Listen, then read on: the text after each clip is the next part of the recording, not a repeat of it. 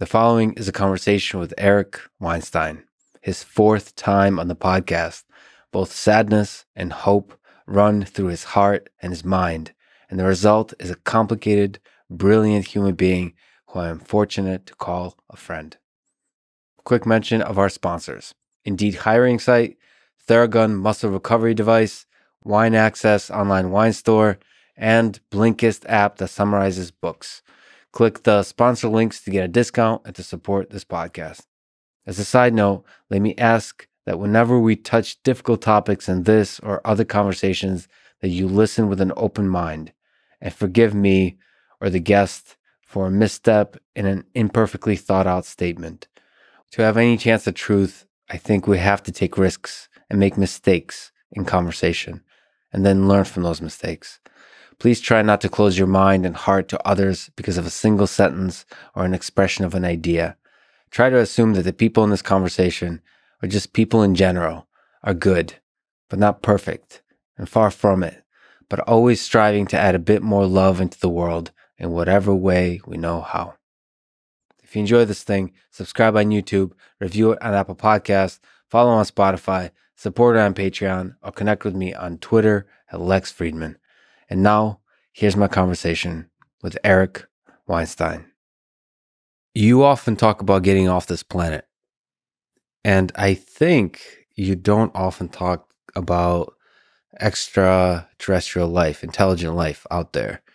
Do you wonder about this kind of thing, about intelligent civilizations out there? I do, but I try to not wonder about it in a particular way. In a certain sense, I do find that speculating about Bigfoot and the Loch Ness Monster and space aliens is kind of a recreation for when things aren't going very well. At least it gives us some meaning and purpose in our lives. So I worry about, for example, the simulation hypothesis is taking over from religion. You can't quite believe enough to go to church or synagogue or the mosque on the weekend. So then you just take up an interest in the simulation theory because that's something like what you do for your job coding. I do think that in some sense, the issue of aliens is a really interesting one, but has been spoiled by too much sort of recreational escapism. The key question that I find is, let's assume that it is possible to look out at the night sky and see all of these distant worlds and then go visit them. If that is possible, it's almost certainly possible through some as yet unknown or not accepted theory of physics beyond Einstein. And I mean, it doesn't have to be that way, but probably is. If that theory exists, there would be a percentage of the worlds that have life in sort of a Drake equation kind of a way that would have encountered the ability to escape soon enough after unlocking the power of the atom at a minimum and whatever they have that is probably analogous to the cell on that world. So assuming that life is a fairly generic thing that arises, probably not carbon-based, probably doesn't have DNA, but that something that fits the pattern of Darwinian theory, which is descent with variation, differential success, And thereby constantly improving and so on, that through time, there will be a trajectory where there will be something increasingly complex and fascinating and beautiful like us humans, but much more. That can also off-gas whatever entropy it creates to give an illusion that you're defeating thermodynamics, right? So whatever these things are, probably has an analog of the bilipid layer so that cells can get rid of the chaos on one side of the barrier and keep order on the other. Whatever these things are that create life, assuming that there is a theory to be found that allows that civilization to diversify, we would have to imagine that such a civilization might have taken an interest in its concept of the universe and have come here. They would come here. They would have a deep understanding of the physics of the universe sufficient to have arrived here. Well, there's two questions: whether they could arrive physically and whether their information could be sent here and whether they could gain information from us. It's possible that they would have a way of looking into our world without actually reaching it. I don't know. But yes, if my hope, which is that we can escape this world, can be realized, if that's feasible, then you would have to imagine that the reverse is true and that somebody else should be here. First of all, I want to say this. My purpose when I come on to your show and I reframe the questions is not to challenge you. I can sit inside all of those. It's to give you better audio and video because I think we've been on an incredible roll. I really love what you do. And so I am trying to honor you by being as disagreeable about frame breaking as possible. I think some of your listeners don't understand that it's actually a sign of respect as opposed to some sort of a complex dynamic, which is I think you can play outside of some of the frames and that these are sort of offerings to get the conversation started. So let me try to break that frame and give you something different. Beautiful. I think what's going on here is that I can prove effectively that we're not thinking about this in very deep terms. As soon as I say we've got to get off this planet, the number of people who assume that I'm talking about faster than light travel is very high. And faster than light travel assumes some sort of Einsteinian paradigm that then is broken by some small adjustment. And I think that that's fascinating. It shows me that our failure to imagine what could be being said is profound. We don't have an idea of all of the different ways in which we might be able to visit distant worlds. All we think about is, okay, it must be Einsteinian space-times and then some means of exceeding the speed limit.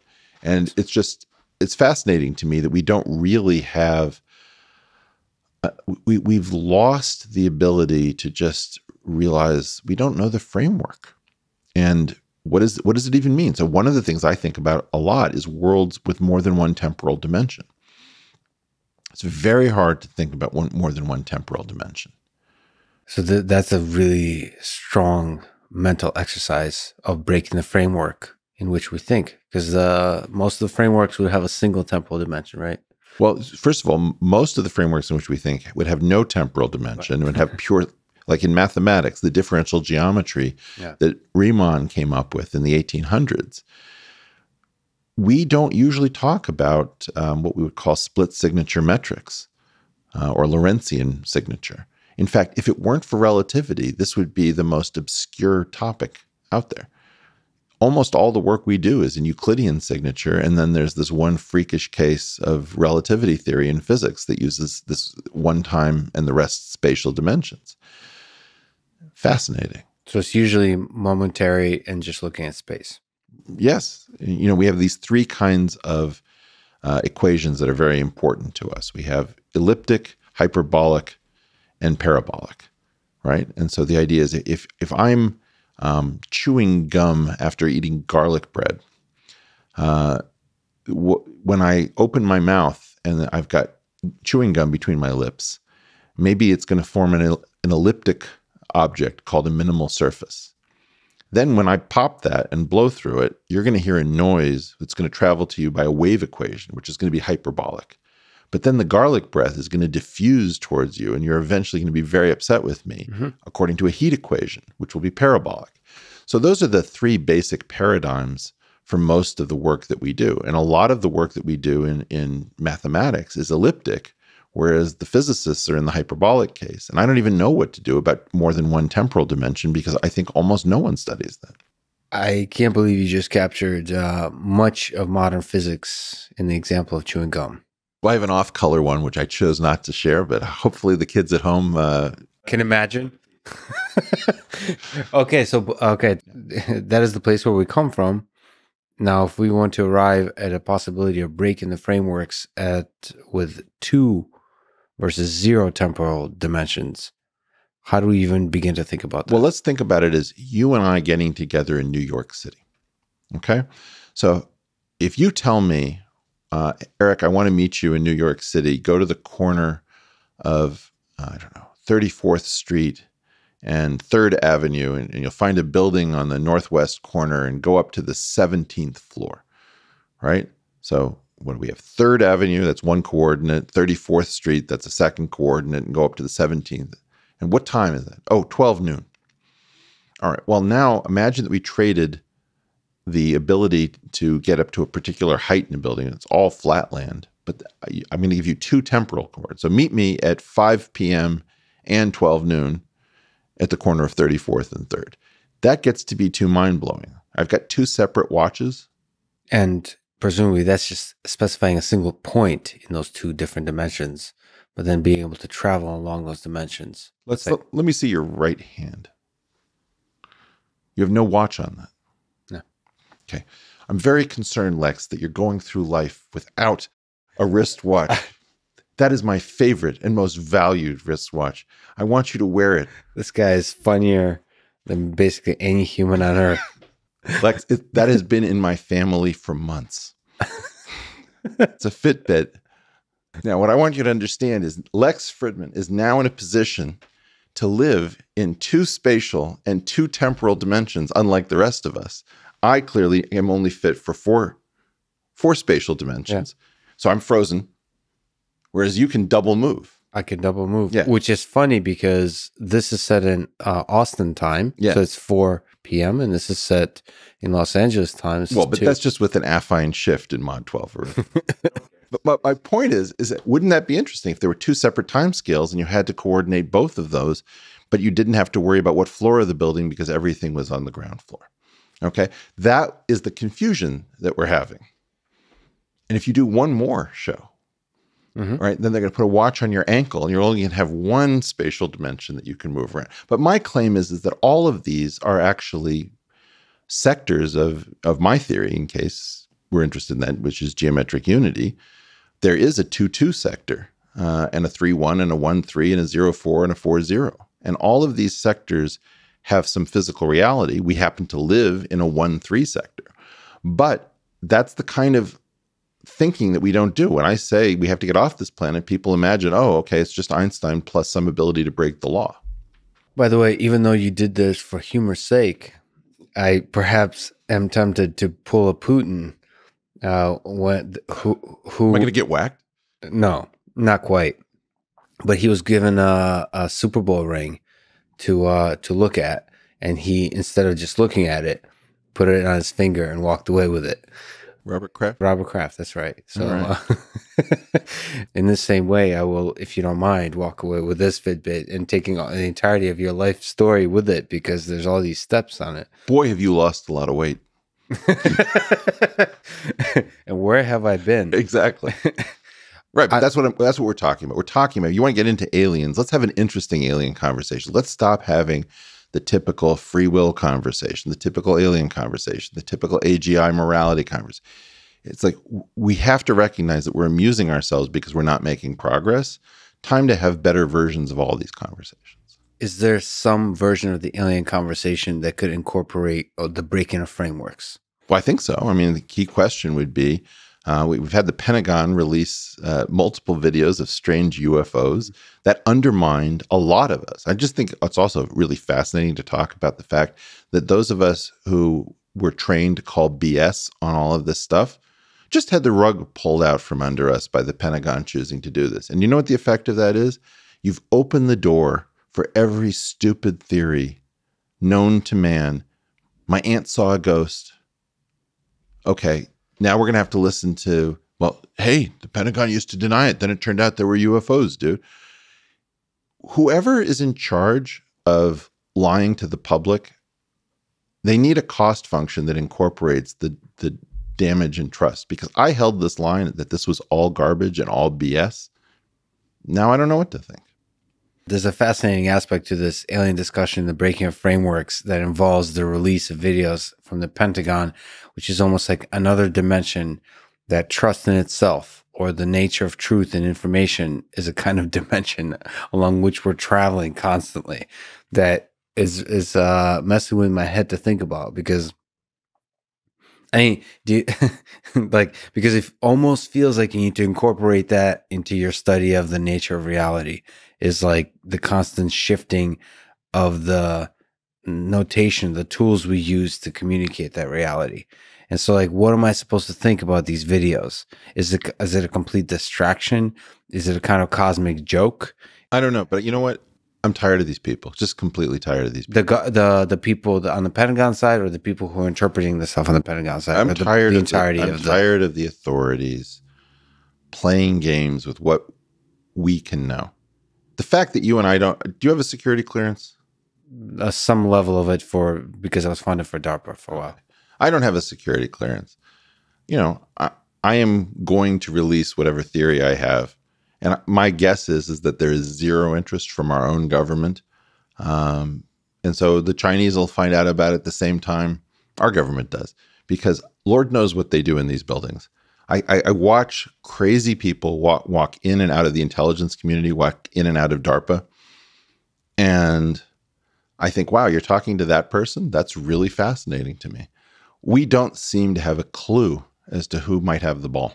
Complete lack of transparency. Do you think it's possible the government is in possession of something deeply fundamental to understanding of the world that they're not releasing? So this is one thing. This is one of the famous distractions that people play with, the narrative. Assume that were true. Of alien life forms, spacecraft in possession, that the government is in possession of alien spacecraft. That's Assume the that popular were true. narrative. Yeah. I don't think the government really exists at the moment. I believe, and this is not an idea that was original to me. There was a guy named Michael Teitelbaum who used to be at the Sloan Foundation. And at some point, I pointed out that the U.S. government had completely contradictory objectives when it came to the military and science. And one branch said this, one branch said that. I said, I don't understand which is true. What does the government want? He said, you think there's a government? And I said, what do you mean? He said, what makes you think that the people in those two offices have ever coordinated? What is it that allows each office to have a coherent plan with respect to every other office? And that's when I first started to understand that there are periods where the government coheres, and then there are periods where the coherence just decays. And I think that that's been going on since 1945, that there have been a few places where there's been increased coherence, but in general, everything is just getting less and less coherent. And that what war did was focus us on the need to have a government, a people, a mission, capacity, technology, commitment, ideology. And then as soon as that was gone, different people, those who'd been through World War II had one set of beliefs. Those born in the 1950s, or late 40s, by the time they got to Woodstock, they didn't buy any of that. So coherence is the complete opposite of of bureaucracy, being paralyzed by bureaucracy. So coherence is efficient, functional government, because when you say there's no government, meaning there's no emergent function from a collection of individuals. It's just a bunch of individuals stuck in their offices without any kind of efficient communication with each other on a single mission. And so a government that is truly at the epitome of what a government is supposed to be is when a bunch of people working together on a single What are we mission. about? Are we about freedom? Are we about growth? Are we about decency and fairness? Are we about the absence of a national culture so that we can all just do our own thing? I've called this thing the USAN, the United States of Absolutely Nothing. These are all different visions for our country. So it's possible that there's a alien spacecraft somewhere, and there's 20 people that know about it, and then they're kind of as you communicate further and further into the offices, that information dissipates, it gets distorted in some kind of way, and then it's completely lost. The possibility of that information is lost. We bought a house, and I had this idea that I wanted to find out what all the switches did. And I quickly found out that your house doesn't keep updating its plans. As people do modifications, they just do the modifications, and they don't actually record why they were doing what they were doing or what things lead to. So there are all sorts of bizarre, there's a switch in my house that says privacy. I don't know what privacy is. Does it turn on an electromagnetic field does some lead shielding go over the house? That's what we have. We have a system in which the people who've inherited these structures have no idea why their grandparents built them. It'd be funny if there's freedom of speech switch that you could also control, then it would be a perfect metaphor. Well, that's for our current different state of things. because what they figured out is that if they can just make sure that we don't have any public options for communication, then hey, every thing that we say to each other goes through a private company. Private companies can do whatever they want, and this is like one of the greatest moves that we didn't really notice. Electronic and digital speech makes every other kind of speech irrelevant. And because there is no public option, guess what? There's always somebody named Sundar or Jack or Mark who controls whether or not you can speak and what it appears to be that is being said and whose stuff is weighted more highly than others. It's an absolute nightmare. And by the way, the Silicon Valley intellectual elite, Lord knows what is going on. People are so busy making money that they are not actually upholding any of the values. So Silicon Valley is sort of maximally against it. It has this kind of libertarian, free, progressive sheen to it when it goes to Burning Man. And then it quickly just imposes rules on all of the rest of us as to what we can say to each other if we're not part of the inner elite. So what do you think the ideal of the freedom of speech means? Well, this is very interesting. I keep getting lectured on social media by people who have no idea how much power the Supreme Court has to abstract things. Mm-hmm. Right now, you have a concept of the letter of the law and the spirit of the law. And the spirit of the law would have to say that our speech that matters is free, at least at the level of ideas. I don't claim that I have the right to endanger your life with speech or to reveal your private information. So I really am not opining about directed speech intended to smear you, and that's a different kettle of fish. And maybe I have some rights to do that, but I don't think that they're infinite. What I am saying is that the freedom of speech for ideas is essential that the court abstract it and shove it down the throat of Google, Facebook, Twitter, Amazon, whoever these infrastructure companies are, because it really matters which abstraction you use. The case that I really like is search and seizure. If I have private data that I entered in my house that is stored on a server that you hold outside of my house, but I view is the abstraction that it's only the perimeter of my house that I have the right to protect, or does my password extend the perimeter of my house to the data on the server that is located outside of my house? These are choices for the court, and the court is supposed to pretend that they can divine the true intent of the framers. But all of the sort of, and I've taken to calling this the problem of internet hyenas, people with ready-made answers and LOLs and you're such a moron. These folks love to remind you, it's a private company, dude, it can do whatever it wants. Mm-hmm. No, the court has to figure out what the abstractions are. And just the way, for example, the Griswold decision found that there was a penumbra because there was too little in the Constitution. Therefore, there were all sorts of things implied that couldn't be in the document. Somebody needs to come up with the abstraction right now that says Jack cannot do whatever he wants. It's really, so you say the courts, but it's also us, people who think about the world. It's you. No. It's the courts. But if the courts don't do this, we're toast. But we can still think about it. I mean, but I don't feel like going down the drain. Here's what I'm thinking about, because it's tricky how far it should extend. I mean, that's an ongoing conversation. Don't you think the interpretation of the law? I think I'm trying to say something very simple, and it's just not going to be popular for a while. Tech dwarfs previous forms of communication. Print or shouting in a public park. And so, I can go to a public park and I can shout if I get a permit. Even there, I think it was in the late 1980s in Atlanta, we came up with free speech zones where you can't protest at a convention. You bet you can go to a park 23 miles out and they'll fence off a little area where you can have your free speech. Yeah. No, speech is dangerous. Ideas are dangerous. We are a country about danger and risk. And yes, I agree that targeted speech at individuals trying to reveal their private stuff and all that that is very different. So forget a lot of that stuff. But free speech for ideas is meant to be dangerous. And people will die as a result of free speech. The idea that one life is too much is preposterous. Like, why did we send, if one life is preposterous, why did we send anyone to the beaches of Normandy? I just don't get this. So one thing that I was clearly bothered by, and maybe you can be my therapist as well. I thought you were mine. This is a little bit of a miscommunication on both of our parts then. Because who's paying who for this?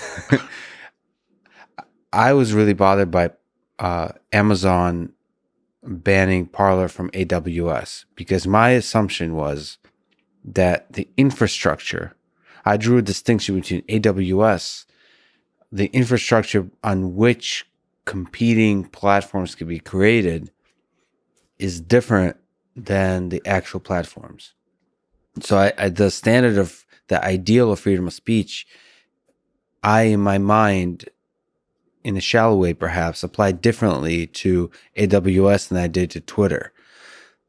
It felt that we've created a more dangerous world, that freedoms were violated by banning Parler from AWS, which I saw as the computing infrastructure which enables the competition of tools, the competition of frameworks of communication.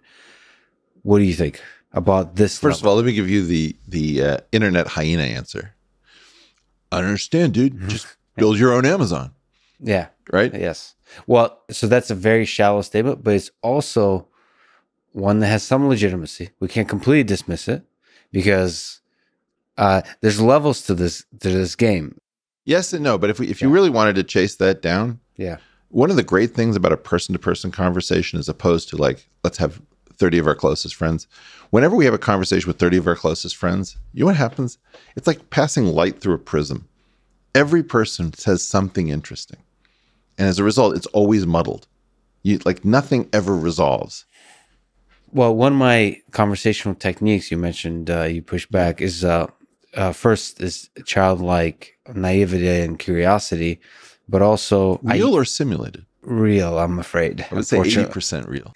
Yeah. All right. So in this paradigm, how could you not see this coming? I mean, I did a show with Ashley Matthews, who's the woman behind Riley Reid, and specifically about this. It was about the idea that if I move away from politics and go towards sex, I know that there's always a move to use the infrastructure to shut down sex workers. And in this case, we had Operation Choke Point under the Obama administration. We have a positive passion for people who want to solve problems that they don't like this company, they don't like that company. Payday loans would be another one. And so you have legal companies that are harassed by our financial system that you can't, as Riley Reid, Ashley couldn't get a MailChimp account, according to her, if I understand her correctly. And this idea that you charge these people higher rates because of supposed chargebacks on credit cards, even if their chargebacks are low. Yes, we have an unofficial policy of harassment. There's something about everybody who shows up at Davos. They get drunk in the Swiss Alps, and then they come back home and they coordinate. And they coordinate things like Build Back Better. We don't really understand what Build Back Better is, but my guess is that Build Back Better has to do with extremism in America. How do we shut down the Republican Party as the source of extremism? Now, I do think the Republican Party got very extreme under Trump. And I do believe that that was responsive to how extreme the Democratic Party got under Clinton first, and then Obama, and then Hillary. And in all of these circumstances, it's amazing how much we want to wield these things as weapons. Well, our extremism is fine because we pretend that Antifa doesn't exist and we don't report what goes on in Portland. But your extremism, my God, that's disgusting.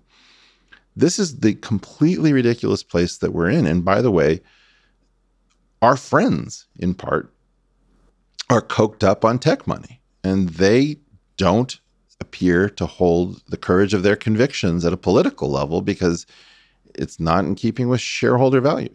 At some level, shareholder value is the ultimate shield with which everyone can cloak themselves. Well, on that point, Donald Trump was banned from Twitter, and I'm not sure it was a good financial decision for Twitter. right? Well, perhaps you can correct me if I'm wrong. Well, are you thinking locally, or are you thinking if Twitter refused to? Well, if Twitter refused to ban Donald Trump, what is the odds that the full force of the antitrust division might find them? I don't know. Oh, I see. So there's a complicated thing. Well, look. These guys are all having a discussion in very practical terms. You can say, you can imagine the sorts of conversation. Jack, Mark, Sunder, we're really glad you're all here. We're all trying to sing from the same hymnal and row in the same direction. We understand free speech. We're completely committed to it, but we have to draw a line with extremism, guys. We need to make sure we're all on the same page. Well, they use the term violence too, and they, I think, over apply it. So basically, anybody. I'm telling you, I say dumb things to incentivize thoughtful conversation. Okay. Well, whatever these things are, there is no trace. Like, how old are you, Lex? You're in your mid-30s? Yeah, to late 40s. Late 20s to late 40s. Yeah. Somewhere in there. That's the demographic. Yes. I do think that partially what's happened is that your group has never seen functional institutions. These institutions have been so compromised for so long. You've probably never seen an adult. Sometimes I think Elon looks like an adult. I know that he has a wild lifestyle, but I also see him looking like an adult. What does an adult look like exactly? Oh, somebody who weighs things, speaks carefully, thinks about the future beyond their own lifespan. Somebody with a pretty good idea of how to get things done, isn't wildly caught up in punitive actions, is more focused on breaking new ground than playing rent-seeking games. Mm-hmm. I mean, I really had a positive. I was so completely jazzed when Elon Musk ended up as the world's richest person. He was like, well, that's interesting. Back to work.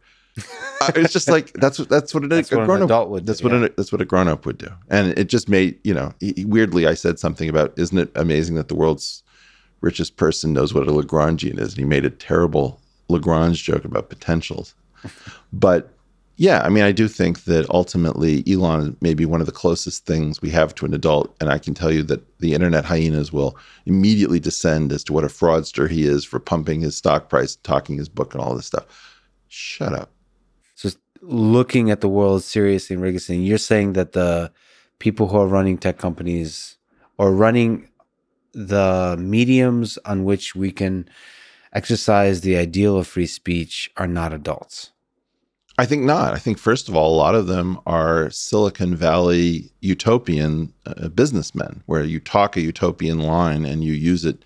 You've heard my take, which is that the idealism of every era is the cover story of its greatest thefts.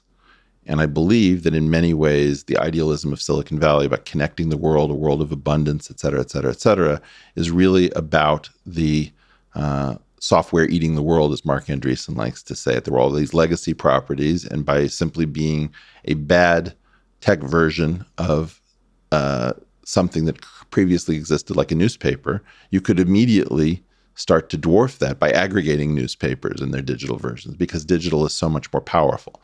As a result, yes, we have lots of man-children wandering around what once was the Bay Area and is now Austin and Miami and other places, maybe Singapore, that all of these people, that these are friends of ours, and they're brilliant with respect to a certain amount of stuff, but none of them can get off the drip. It's amazing that none of them have FU money.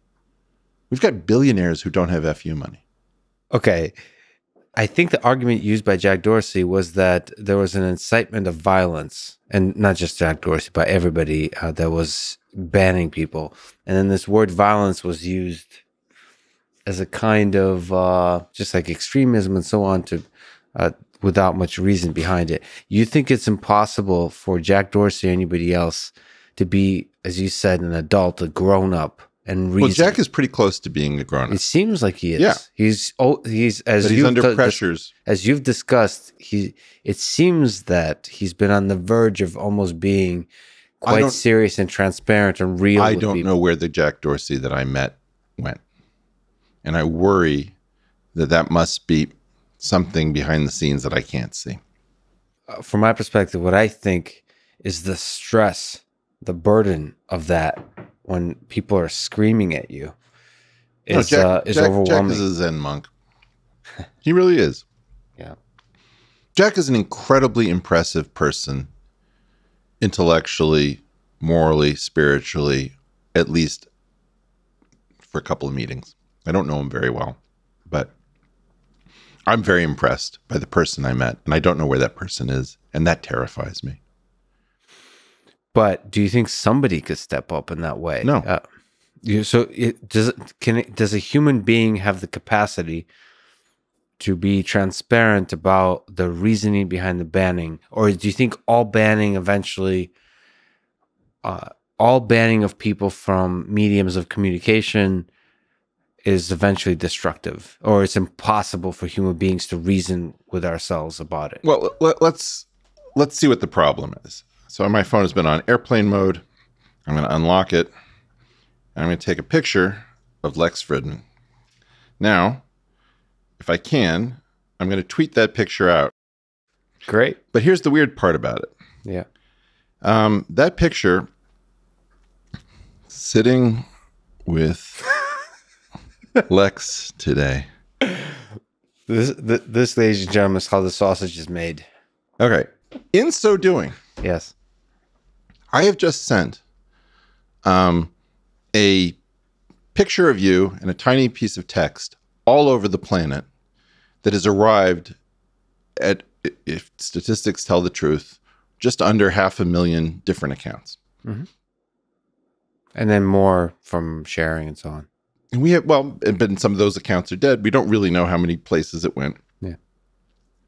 But the key issue with that tweet is that is a non-local phenomenon. Yes. So I just broadcasted to an entire planet.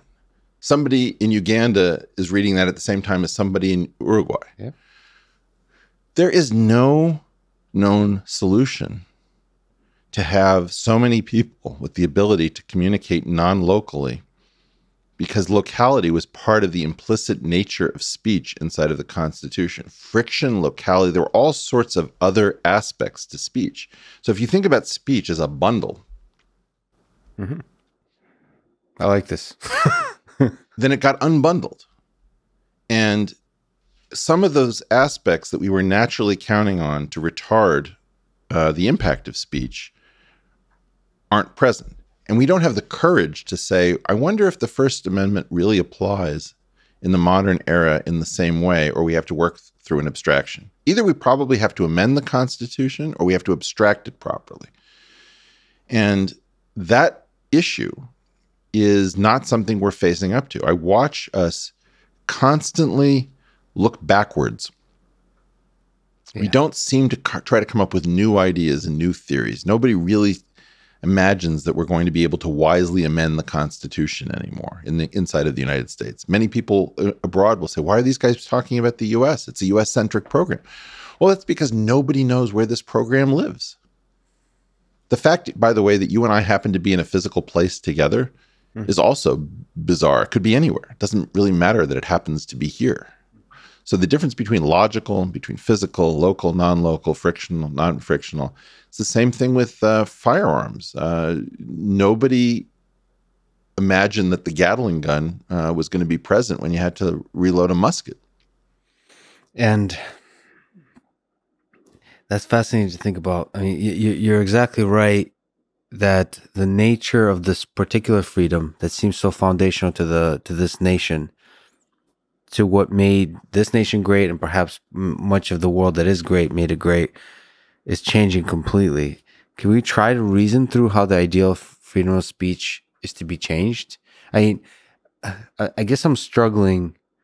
It feels really wrong, perhaps because I wasn't paying attention to it. It feels really wrong to ban Donald Trump from Twitter, to ban not just the president. That's really wrong to me, but this particular human for being divisive.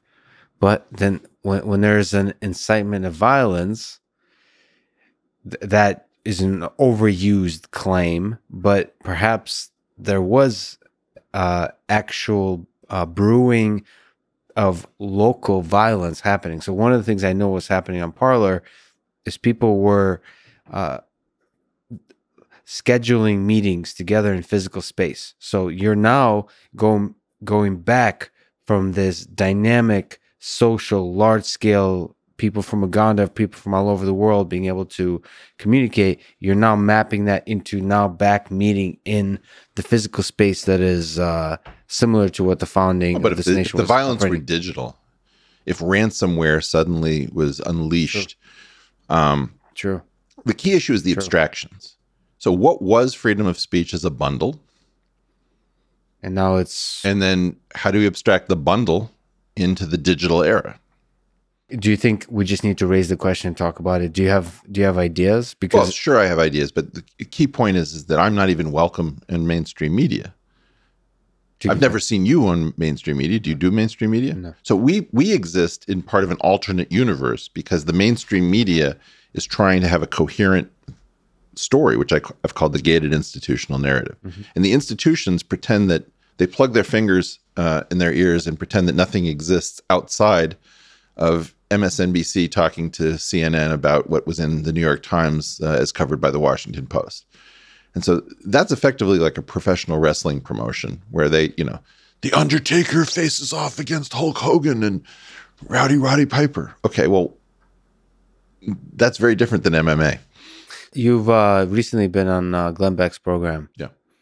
And there was this kind of, one of the things you've talked about is being able to have this conversation. I don't know if you would put it as a type of conversation that was happening outside the mainstream media, but a conversation that reaches across different worldviews. You're right. And having a nuanced or just like a respectful conversation that's grounded in mutual. But we can't have the respect. reality because the main model is the center, both left and right, is in the process of stealing all the wealth that we built up. And they've organized the extremes into two LARPing teams that I've called Magistan and Wokistan. And then you have everybody who isn't part of that complex, all 7 of us. The number of us who are able to earn a living looking at all of these mad people playing this game. There's a phrase inside finance when the investment banks are trying to look at price action. And somebody says, this doesn't make any sense. And somebody will say, it's just the locals stealing from each other. And that's really what we have. We've got the leaders of Magistan and Wokistan, championing these two teams as sponsored by the center because it's a distraction while they steal all the silver and cut the paintings out of the frames. That's what you and I are looking at. So when you ask me, like, do you have any ideas about the abstraction for free speech? Mm-hmm. I've never met Mark Zuckerberg. I've never met Sundar Pichai. I've never met Larry Page. I was once in a room with Sergey Brin. I've never spoken to Elon Musk. I hang out with Peter Thiel, but we have a very deep relationship, but I don't really speak to that many other people at sort of at this level. We're not having any kind of smart conversation at a national level. In fact, it's almost as if we've destroyed every sandbox in which we could play together. There's no place that we actually talk except long-form podcasting. And by the way, they've found, you see what's going on with like Alex Stamos and the Hoover Institution. There's a loophole left. Long-form podcasting allows people to speak at levels above daytime CNN. Yeah. It's like, well, why do you think they're not watching daytime CNN? But, that's just silly journalism. They currently have no power to displace podcasting. That's why it's so powerful. RSS feed. I mean, that's why the big challenge with Joe Rogan and Spotify is like there's this dance that's fascinating to see. Is Joe Rogan is not part of the system, and then he's also uncancelable. And there's this tension that's happening. Well, think about what happened to Howard Stern, though. Howard Stern became much less relevant. So if they can't control Joe by bringing him in-house, mm-hmm. the key question is he going to continue? Like, this Joe says this thing about FU money. Yeah. Joe's one of the only people with FU money who's actually said FU. Yeah. Yeah. I don't understand this. I don't have FU money. What exactly can we break apart Sure. FU money? Because I always thought, I've been fortunate enough to always have FU money, in the sense that my standards were so low that a basic salary in the United States. Well, this is the stoic point, which is if you can live on rice and beans, right, you're uncancelable because you're always rich relative to your needs. Right. Isn't that FU fundamental FU money? Why do you say that tech billionaires don't have FU money? When you need to hire private security to protect your family, how do you protect your 2 children? I don't have those yet. Bingo. Yeah. My point is that FU money insulates everything that you care about. It's not just about you. So you're saying as the level of responsibility grows, the amount of money required for FU We have grows. a war going on. The war is on academic freedom. Academic freedom used to be present in the system in terms of the idea we trust our elite. Mm-hmm. Now we have an idea like, you want to be the elite, you want to lord above us. That's like, first of all, there's like a populist anti-elitist thing. Then there's the idea that we're going to defer tenure for forever. Then we're going to tell people, stay in your lane. Your tenure is only good for your own particular tiny micro subject. And then we're going to also control your grants, and we'll be able to load up your teaching load if we don't like who you are, and we'll make your life absolutely impossible. We lost academic freedom, and we ushered in peer review, which was a disaster. And then we lost funding so that people were confident that they would have the ability to do research no matter what they said. And as a result, what you find is a world in which there's no ability to get people to say, no, I'm not going to sign your diversity and inclusion forced loyalty oath. I won't sign any loyalty oath. Get the hell out of my office. F you. FU. And you're connecting money to that, but... Well, my point is that academic freedom is the whole idea behind it was that you will have the freedom of a billionaire on a much smaller salary. Right. Okay. We've lost that. Yeah.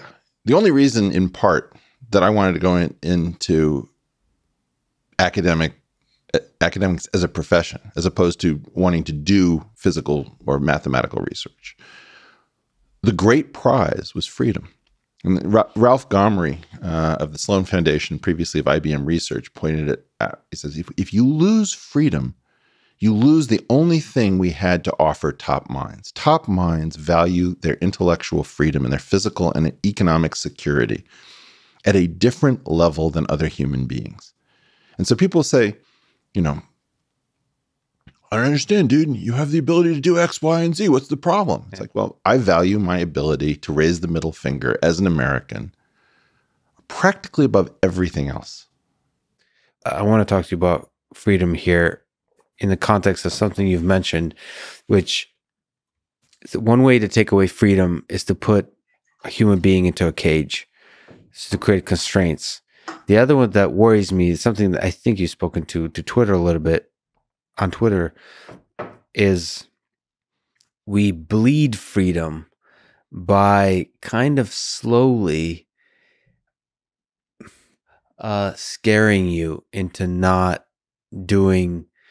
expressing the full spectrum of opportunities you can as freedom. So like when you ban Donald Trump, when you ban Parler, you give a little doubt in the minds of millions, like me, a person who's a tech person, who's an entrepreneur.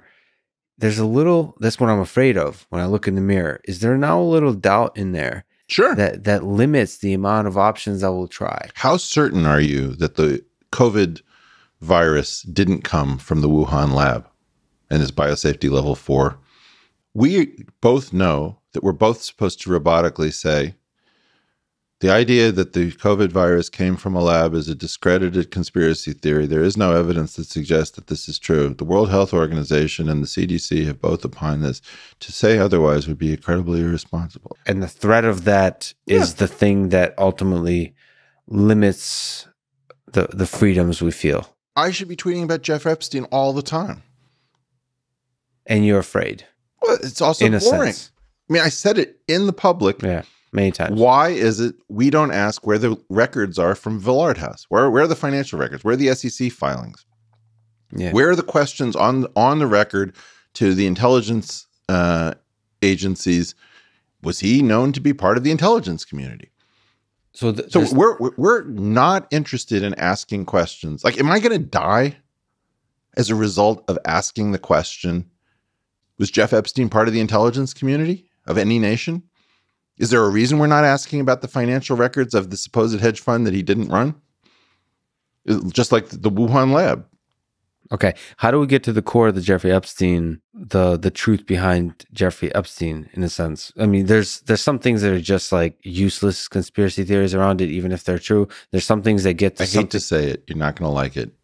Look at the 1971 Media Pennsylvania break-in of the Citizens Committee to investigate the FBI. Those kids, and by the way, they weren't all kids, did what had to be done. They broke in, they broke the law. It was an incredible act of civil disobedience. And God bless Judy Feingold for she was going to take to her grave that she'd been part of this. Like the coolest thing of all time. They didn't say anything for forever. So civil disobedience. I mean, you have to... We are founded on civil disobedience. Civil disobedience is incredibly... You screw it up and you're just a vandal. You screw it up, you're a hooligan. Yeah. Those cats were so disciplined. It's an art form. It was an art form, and they risked everything. They were willing to pay with their freedom. Those are the sorts of people who earned the right by putting themselves at risk. I would not do this. I am not volunteering to break into anything.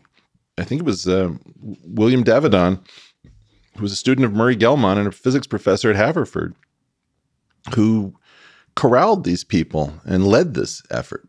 And right now, what we need is somebody to blow the lid off of what is controlling everything.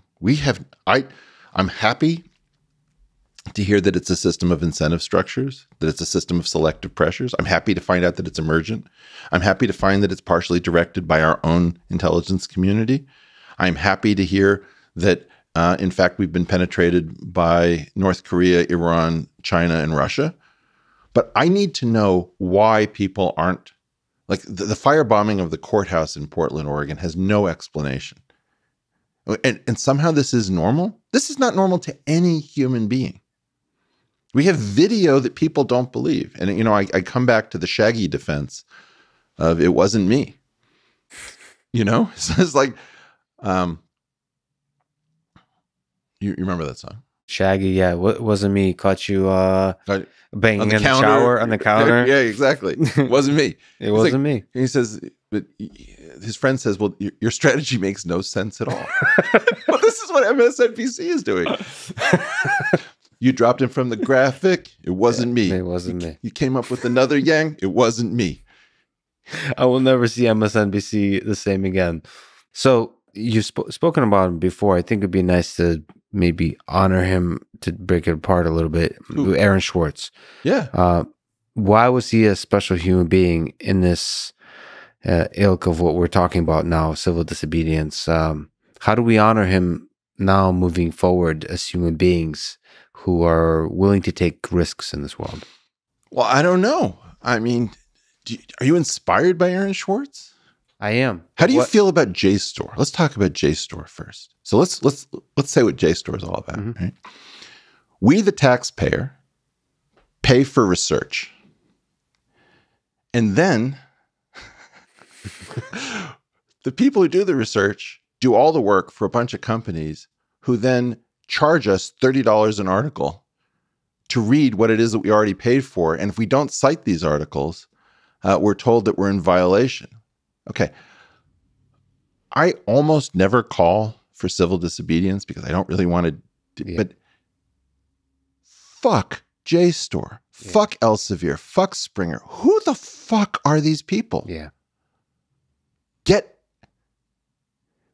The smart people need to take the greedy people behind the woodshed and explain to them what science is. I have a very old-fashioned idea that's so out of favor that I will immediately be seen as a knuckle dragger. Yeah.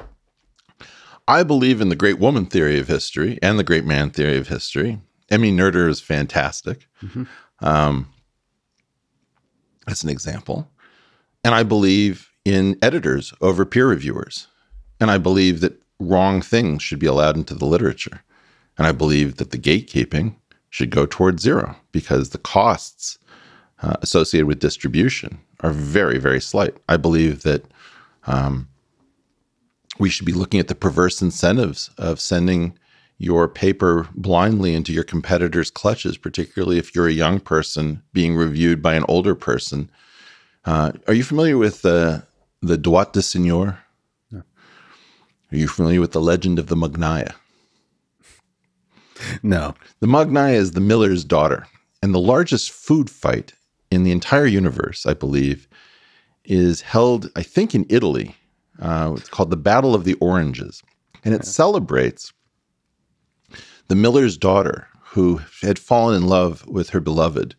And when it came time for them to marry, the virginal Magnaya was in fact told that the lord of the land had the right to have the first night with the bride. Mm-hmm.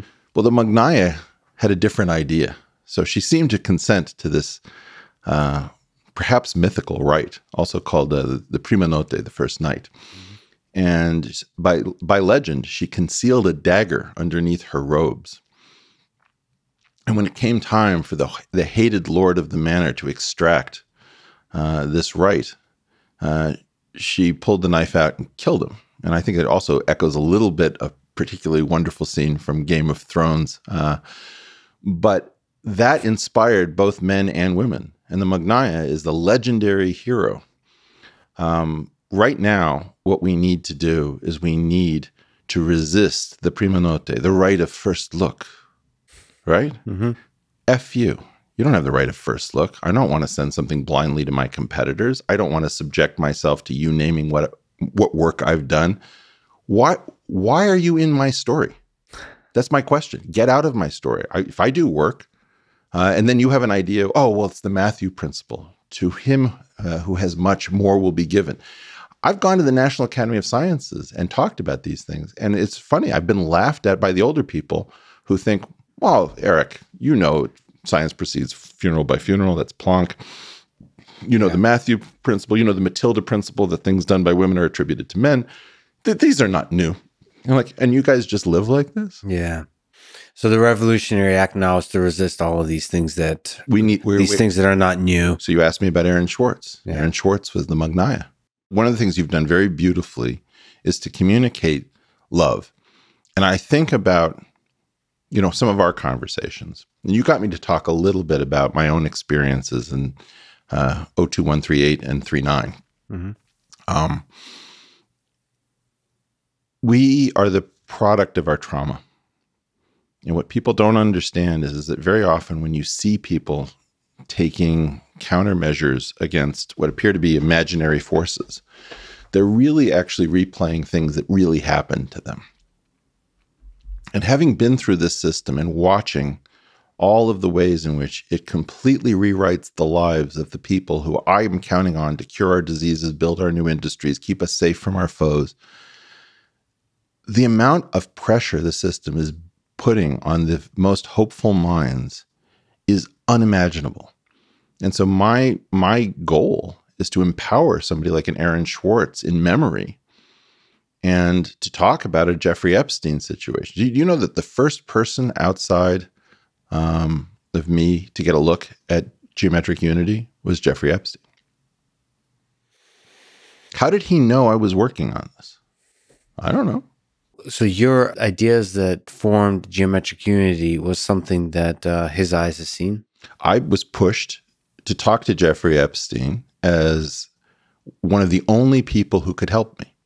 No, listen to this. How does this connect? Okay, well, first of all, my old synagogue, my old shul, was the conservative minyan at Harvard Hillel. And I believe it's called Rosofsky Hall, after Henry Rosofsky in the economics department, who was a Japan scholar, if I'm correct. And he became provost or dean of Harvard. I believe that was built with Jeffrey Epstein's money. And I wondered, in part, whether the Jewish students at Harvard all sort of passed through a bottleneck of Harvard Hillel. So that was something I found very curious, but I don't know much about it. I also found that Jeffrey Epstein hanging around scientists, I don't think that either you or Joe exactly, got me correct in your last interchange. For the record, for people who haven't listened to the Joe Rogan program, Joe has claimed that Eric Weinstein was the only person who has gotten laid. Paid. Paid. And you said you also got paid as a young man, right? I believe the word was laid, but allegedly. My hearing isn't so good at age 55. Yeah. All right. Leaving that aside. Yes. What was Jeffrey Epstein doing hanging around all of these scientists? I don't think that was the same program that was about compromising political leaders and business people and entertainment figures. I think these are two different programs that were being run through one individual. And Joe seemed to think that I didn't think he was smooth. I thought he was glib. I think what Joe is really trying to get at is that I found his mysticism meretricious. He had an ability to deflect every conversation that might go towards revealing that he didn't know what he was talking about. Every time you started to get close to something where the rubber hit the road, the rubber wouldn't hit the road. And yet, can you help me untangle the fact that you thought deeply about the physics of the nature of our universe, and Jeffrey Epstein was interested? How did he know?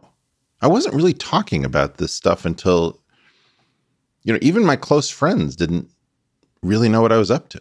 And yet you're saying he did not have sufficient brilliance to understand when the rubber hit the road. So why did he have sufficient interest and curiosity? I'll tell you what I thought. I have been waiting to find out, does my government even know I exist?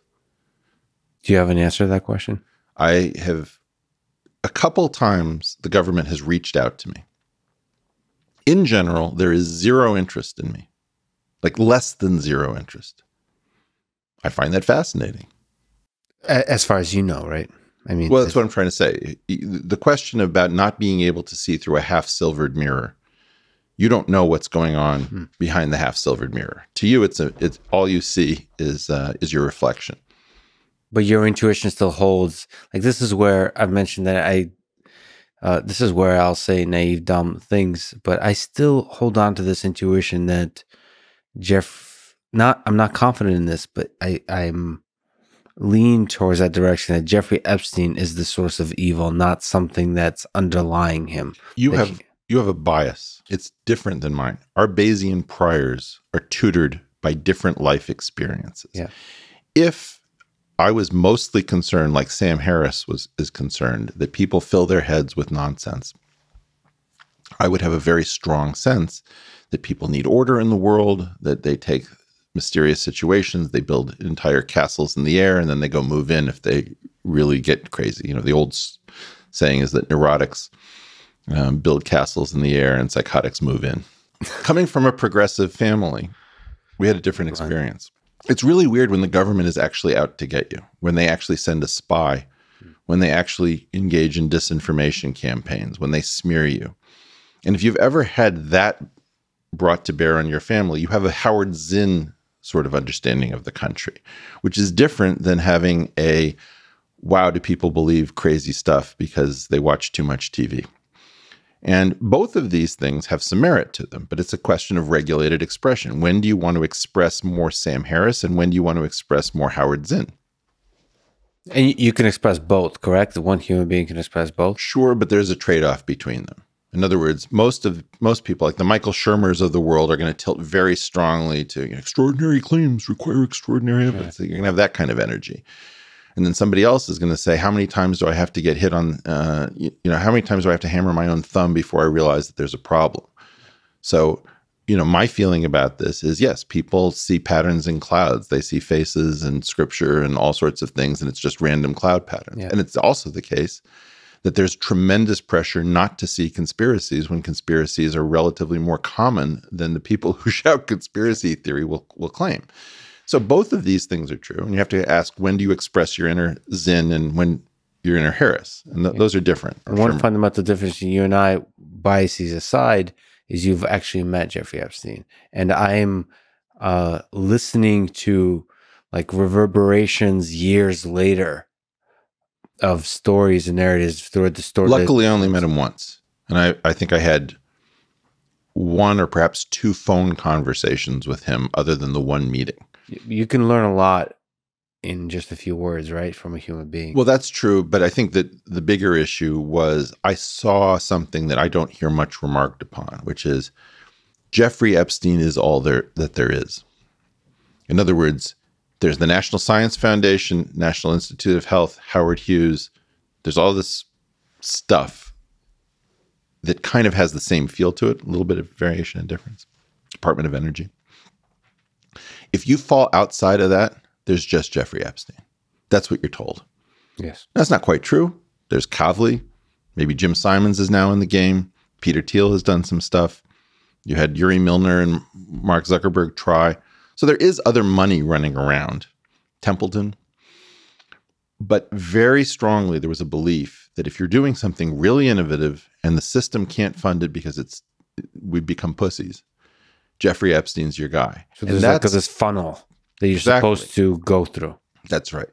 And the idea is that you get called to the great man's house and, you know, the sort of lubricious version of Ralph Lauren, you know, takes you in and asks you bizarre questions. And maybe he has an island, maybe he has a plane.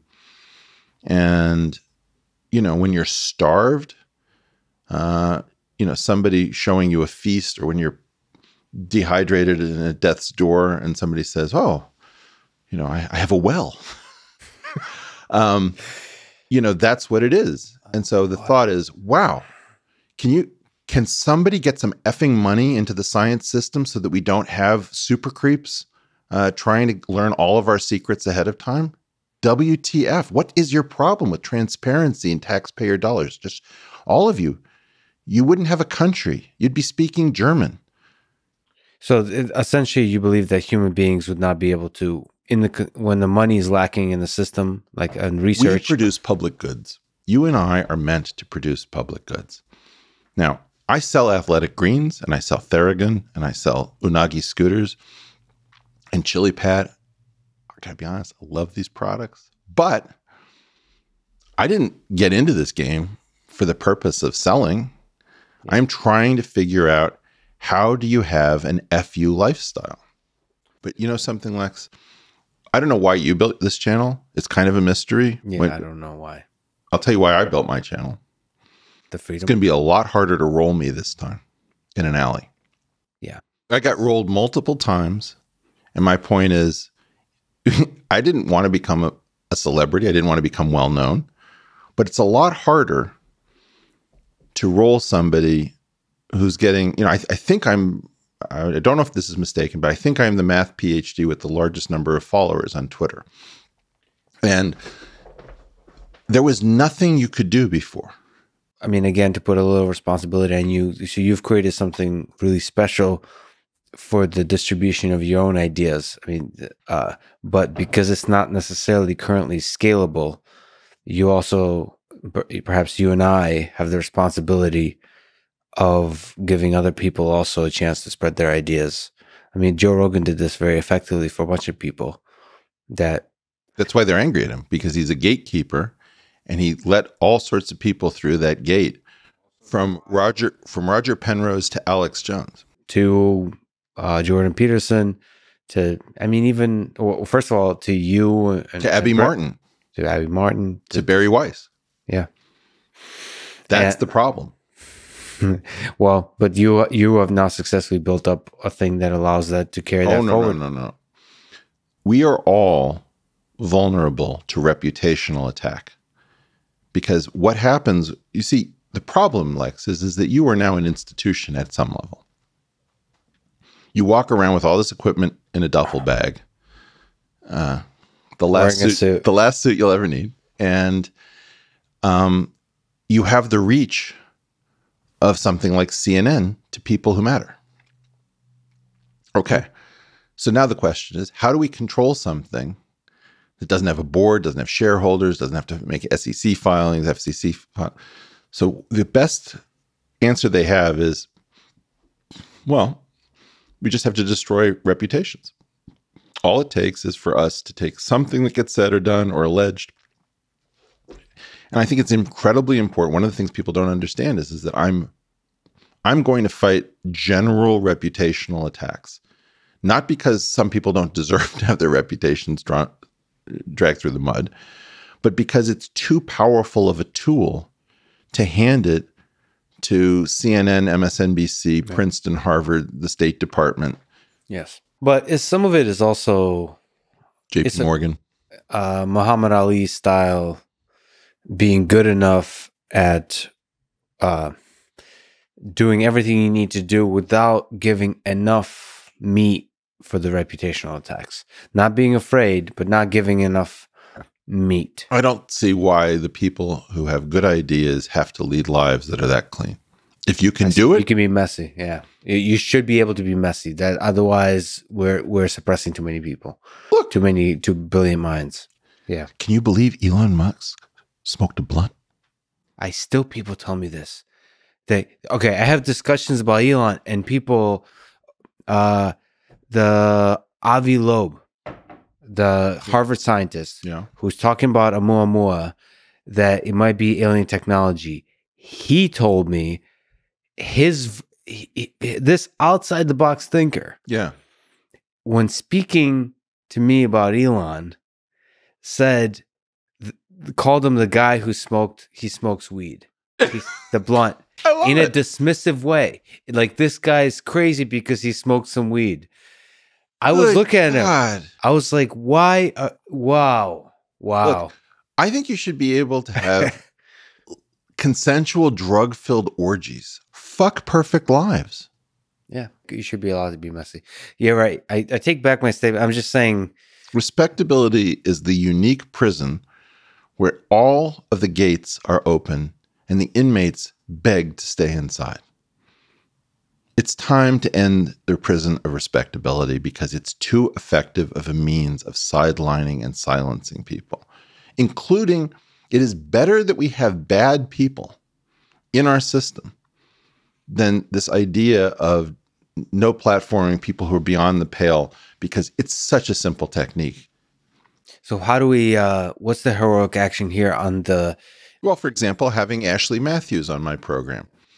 By the way, she was absolutely delightful as a guest. She is polite in the extreme, far more polite than I am. And I had her right after Roger Penrose as a guest because I wanted to highlight this program can go anywhere. We can talk to anyone. What about social media? You've started highlighting people being banned on social media. How do we fight this? Like, if you get banned from social media, so you're saying nobody will stand up to me? Well, just figure out what your incentive structure is before. Assume that I get banned on social media because somebody wants to make sure that my message doesn't interfere with the dominant narrative. Yeah. Okay. What will happen? By the way, I'm very glad to be able to explain this on your show because that video will presumably be archived and they can't easily make you take it down. Okay. So what's going to happen is that there'll be a whole bunch of very low quality bot-like accounts that dog you every time you talk about me. Right. Dude, it's getting old, getting boring. We already heard you. Dude, that was like, let it go. Not a good look. Not a good look is one of my favorites. But what about the high profile ones? Well, then you'll get a few high profile ones, and some of the high profile ones command armies. Right. Like at some point I had 10,000 people using exactly the same templated tweet, tweeting at me. It was just actually, it got to the point where it was funny because everybody said, did you hear that in a hipster coffee shop? And I was like, why are you all suddenly talking about hipster coffee? It's hilarious. Those things will cause you to think better of it. You'll start to see your follower count go down because it's easy to give you a bunch of bot-like follows and then just pull them. So I think that it's pretty well known how, and then maybe your account will be suspended and it can't be revoked and, et cetera, et cetera. And then 3 days later, you'll be told it was an error. So let me push back. I just don't see not defending you. Like, okay, so what are the things you would do that, given that I can actually talk to you offline, that would make me not defend you? Well, first of all, I can't. I mean, no, but because, I can imagine. Yeah, some, but all of us have things. If somebody says, "Do you hear what your boy Lex said about you?" Mm-hmm. What did Lex say about me? Oh, he said you were flawed, dude. Oh shit. Yeah. They sow distrust because none of us want to stand behind flawed people. That's why you have everybody rushing to say, I neither condemn nor condone. I know I don't condemn nor, why? What is that? Mm-hmm. We're all trying to say. By the way, for the record, I said that Eric is smarter than me and a brilliant human being, but flawed like all humans are. My point is, I've now come up with a new policy, which is I don't care what my friends have done. I am not disavowing my friends. Not because they didn't do the wrong thing. Maybe they did do the wrong thing. I don't know. What's the value of friendship if that's not that? Like, for example, we've had the situation with Brian Callen. Brian Callen was featured recently in the Los Angeles Times. I know nothing about the allegations. I can't. I didn't even know Brian at the time, right? I've known him for roughly the time I've been in Los Angeles, maybe a year and a half. Mm-hmm. During that period of time, I've never seen anything wrong. Now I'm in a situation, well, what do you think he did? Do you think he didn't? It's like, you know what? I don't know. But I do know this. Everyone's entitled to have friends because we can't afford isolated people. And if your friends do the wrong thing, they're still your friends. Yeah. And if they do terrible, terrible things, you bring that up with them privately. And it's not my responsibility to disavow in public. We've had this situation that I don't like where, particular people that I've been close to, I'm put under tremendous pressure to disavow them. What do you think now about your buddy? Oh, like Dave Rubin, all that kind of stuff. Here's the thing. Just because my friends are my friends. Yeah. I don't disavow my friends. Yeah. We all need to make a statement that we will not be brought under pressure to disavow our friends, our family members, because mass murderers are dangerous the more isolated they become. It is not a good idea to constantly push to isolate people. Yes. And it's dangerous. And so it sends a signal to everybody else to fit in, to be more cynical about the human connections we have to each other. If I find out you've been selling heroin to elementary school students, you're still my friend. And I will not be disavowing you. And if I have a problem with you selling heroin to elementary school students during school hours, I will bring it up with you privately. Mm-hmm. Because we don't need to hear my voice added to that condemnation. Are there things that you could do that would cause me to say, actually, F this guy? Yeah, above and beyond that. But simply doing the wrong thing, I think we've gone down a terrible path.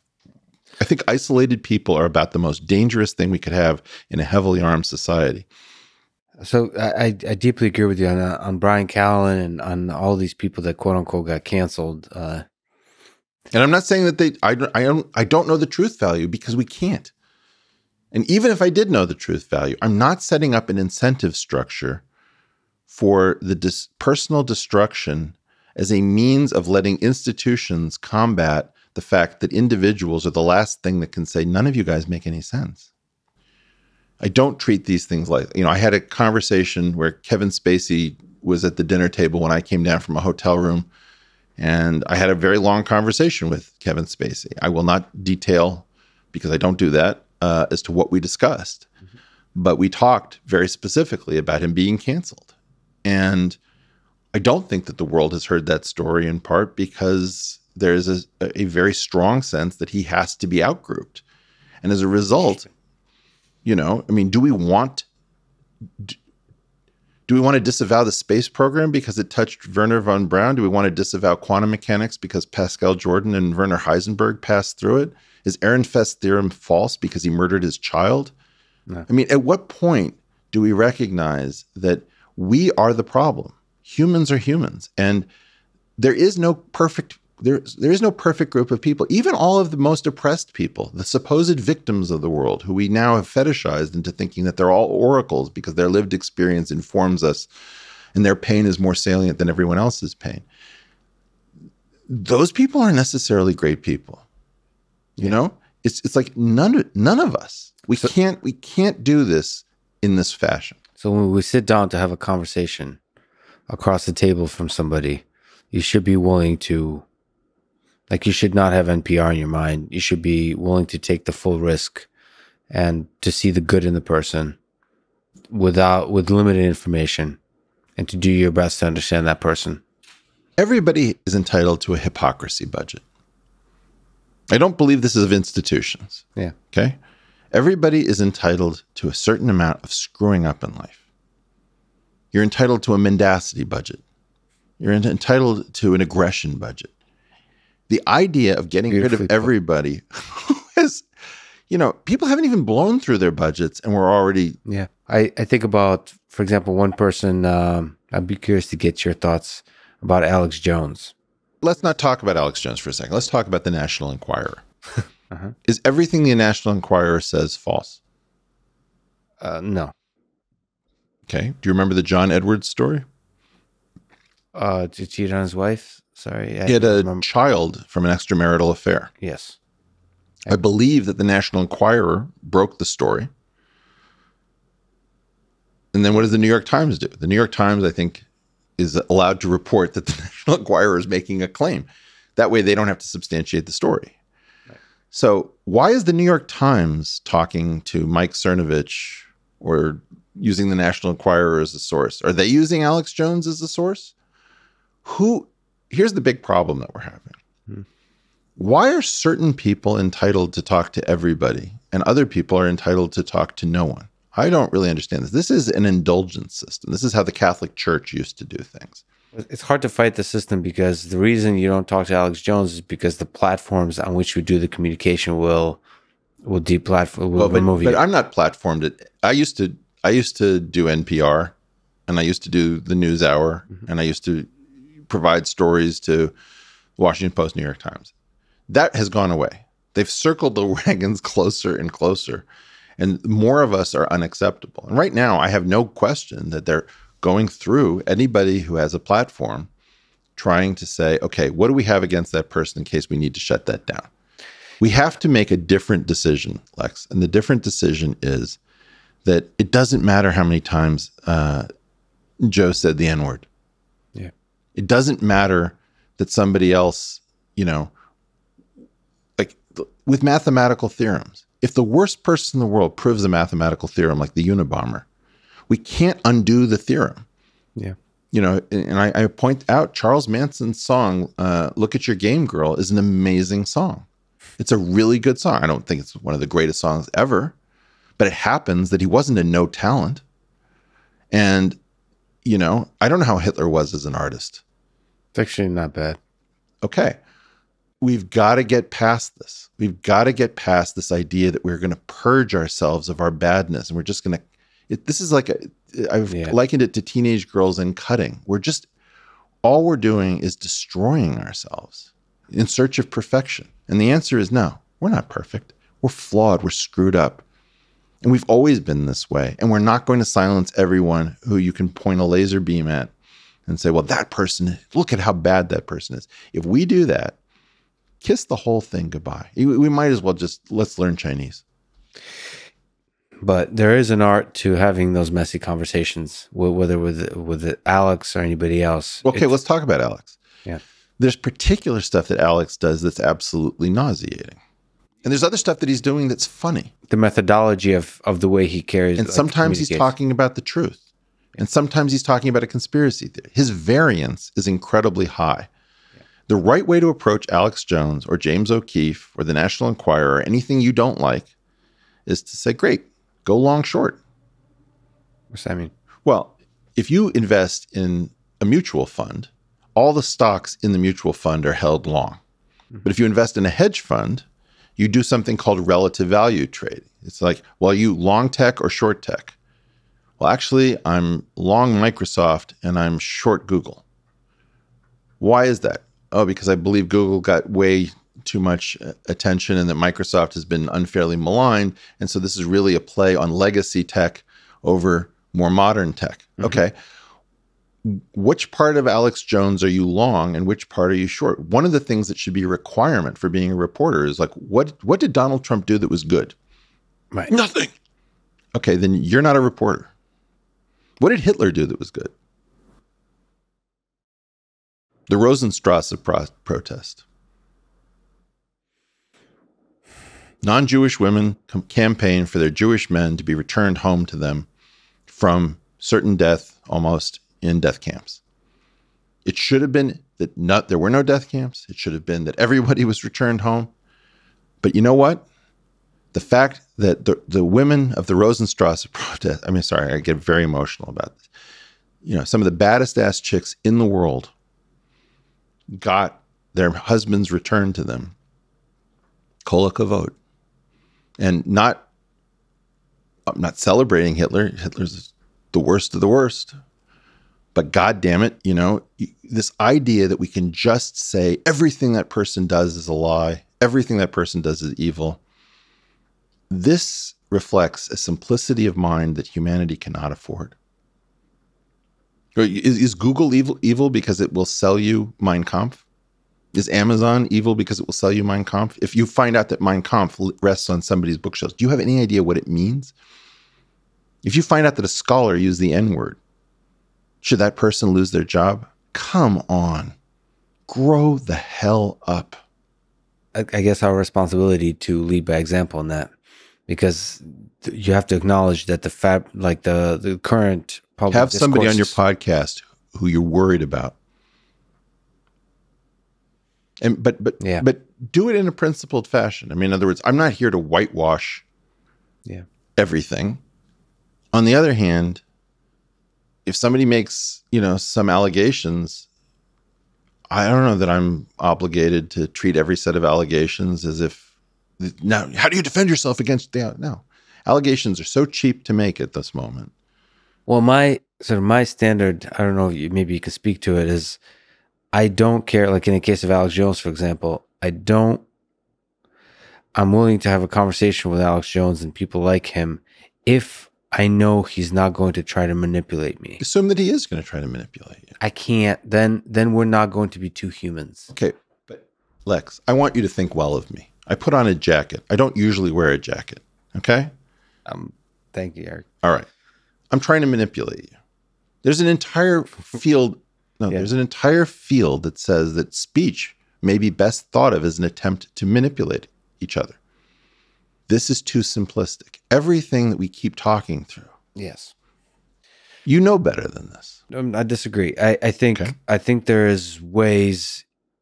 There's of course it's a gray area, but there is a threshold where your intent with which you come to a meeting, to an interaction, is one that is not one that's grounded in like a respect for common humanity, like a love for each other, as deeply messy. If somebody's doing really bad stuff, I expect you to try to keep them from doing really bad stuff.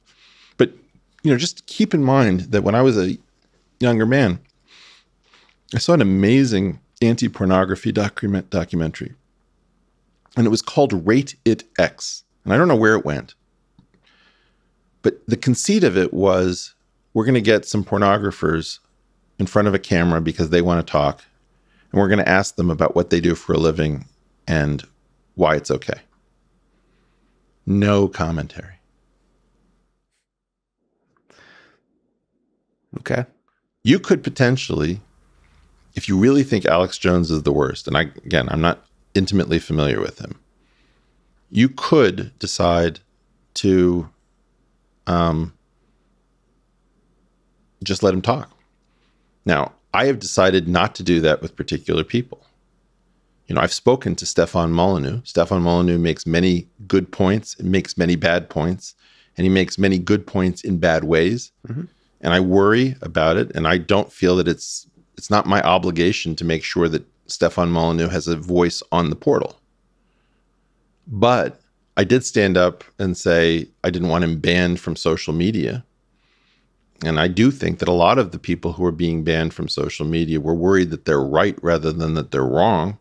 I certainly don't really think that I'm worried in some sense that some of the really wrong people are wrong. But, you know, if you look at, for example, Curtis Yarvin, there's a tremendous amount of interest. Is Eric going to speak to Curtis Yarvin? Curtis Yarvin says many interesting things, and he says many horrible, stupid things, very provocative. Mm-hmm. And I haven't invited him onto the portal, but I haven't said I will never invite him onto the portal. We are all in a difficult position. that's what I'm saying. You're making it kind of. I think it's a much more difficult task and burden we carry it as people who have conversations. Because Curtis Yarvin is a good example. How much work do I have to put in reading Curtis's work to really understand? Let's talk about the problem of Curtis Yarvin. Yes, because I think it's probably illustrative. There's this big question: is why does somebody who says such stupid ass things listen to by so many people? Very smart people, people who are part of our daily lives, discuss Curtis Yarvin in hushed tones. Now, it's a good question. My belief is that Curtis Yarvin has made a number of very interesting, provocative points, and they associate Curtis Yarvin as the person who has made these points, and they treat the completely asinine stuff that he says that's super dangerous as, well, that's Curtis. Right? Right. Okay. They give him the credit for he's a kind of like, sorry to use the term, first principles deep thinker about in like some the way the category, world, in some space about the world. Yeah. But as a result, we don't actually know why Curtis Yarvin is knocking around so many Silicon Valley luminaries' lives. Well, see, you said that he said a lot of asinine, stupid stuff, and that's the sense I got from a few things I've read. Not just about it. This is not just like Wikipedia stuff. Is he's a little, like I've said before, he seems to be careless. I don't think he's careless. No. It's like Jim Watson. Jim Watson wants to say very provocative things in order to prove that he's free. It's not a question of careless. He enjoys the freedom to say these things. And the key point is that I expect something more of Curtis. I expect that if somebody is insightful about all sorts of things up to that point, that they're going to have enough care. Now, I, for example, make this point repeatedly that vaccines are not 100% safe. Most people who have an idea that anybody who's an anti-vaxxer should be silenced are in a position where they probably don't say vaccines are 100% safe, but you keep finding that statement over and over again. Like, believe all women. Vaccines are 100% safe. Climate science is settled science. Right. Whatever this Mont and Bailey is, where you make extraordinarily vapid blanket claims, and then you retreat into something, well, defund the we don't want no more police, actually just means we want the police to not take on mental health duties. We've come up with an incredibly disingenuous society. And what I'm claiming is that I might talk to Curtis Yarvin, but I have really very little interest to talk to a guy who seems to be kind of giddy about who makes good slaves and who makes bad slaves. It's like, why do I want to do that on the portal?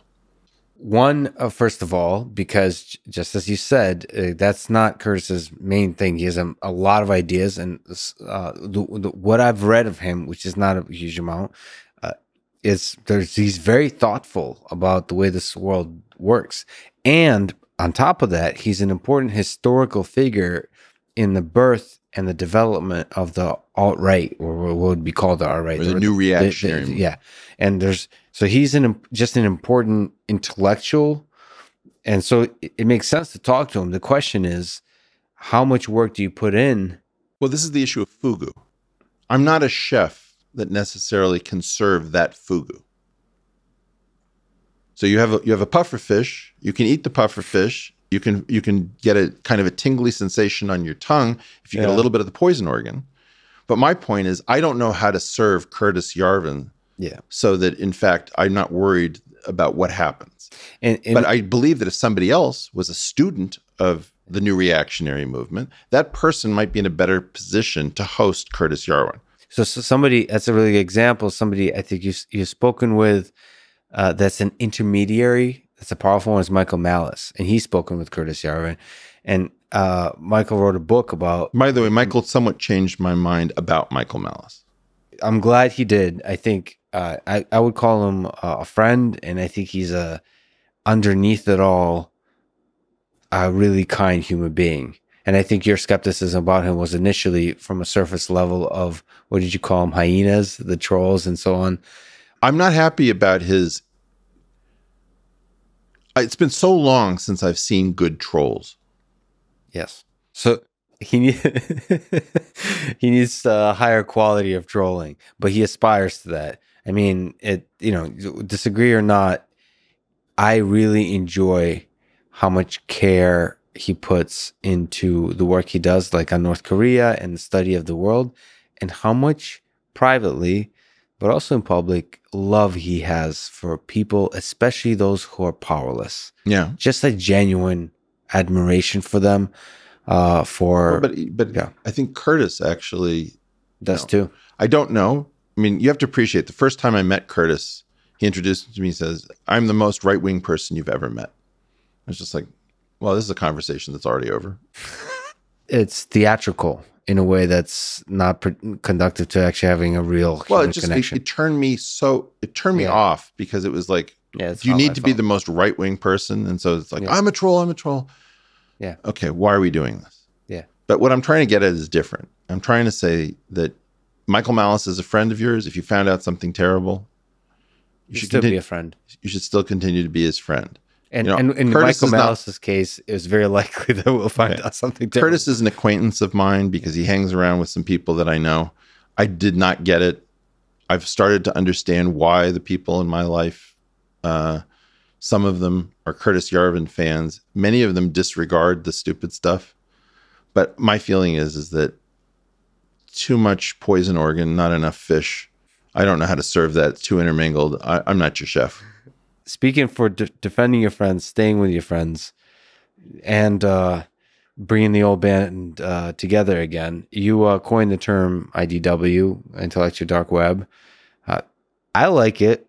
It represents a certain group of people that are struggling with, that are almost like challenge the norms of social and political discourse from all different angles. Right. What do you think is the state of the IDW? What do you think is its future? Is it still a useful... Well, it never existed. Is it a protocol? Is it a collection of people featured in an article?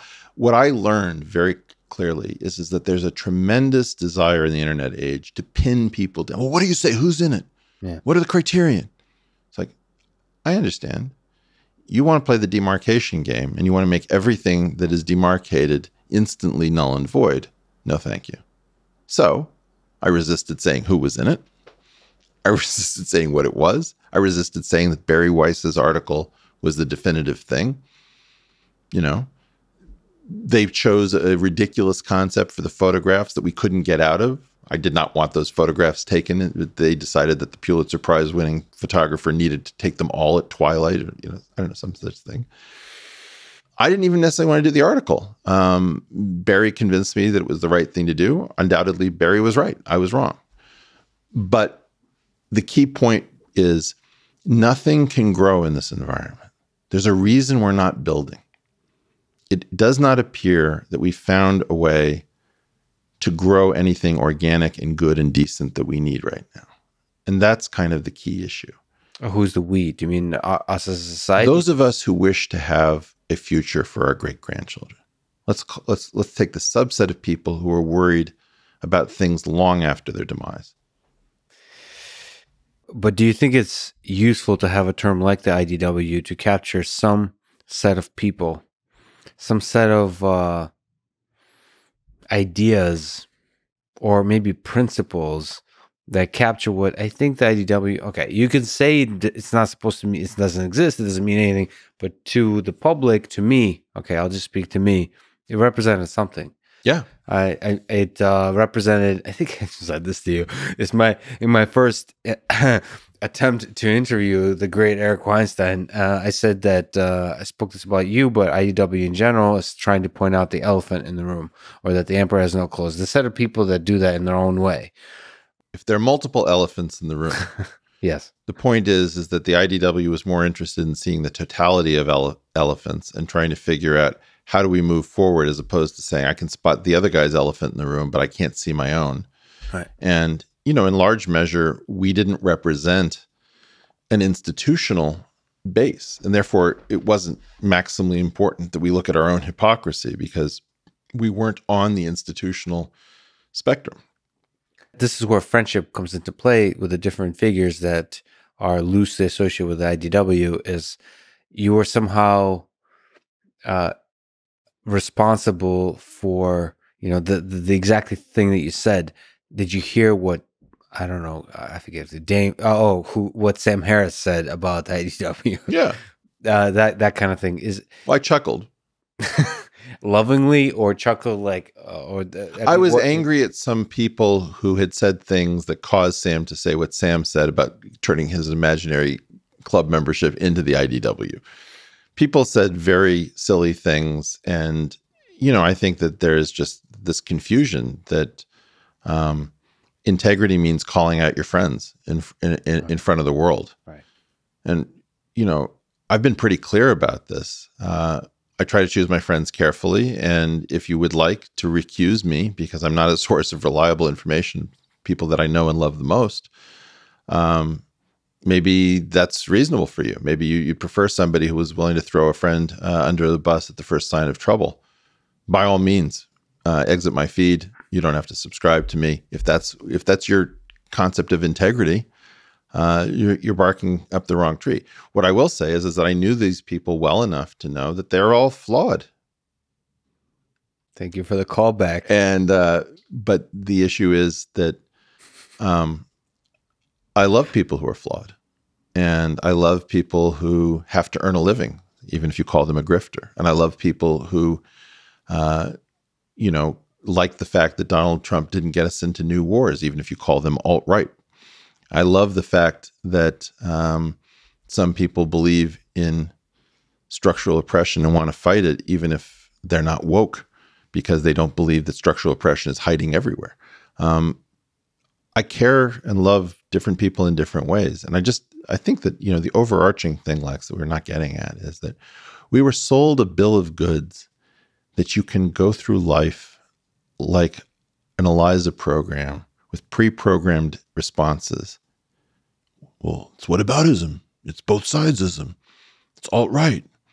It's the loony left. It's campus madness. It's like, okay, why don't you just empty the entire goddamn magazine? All of those pre-recorded snips.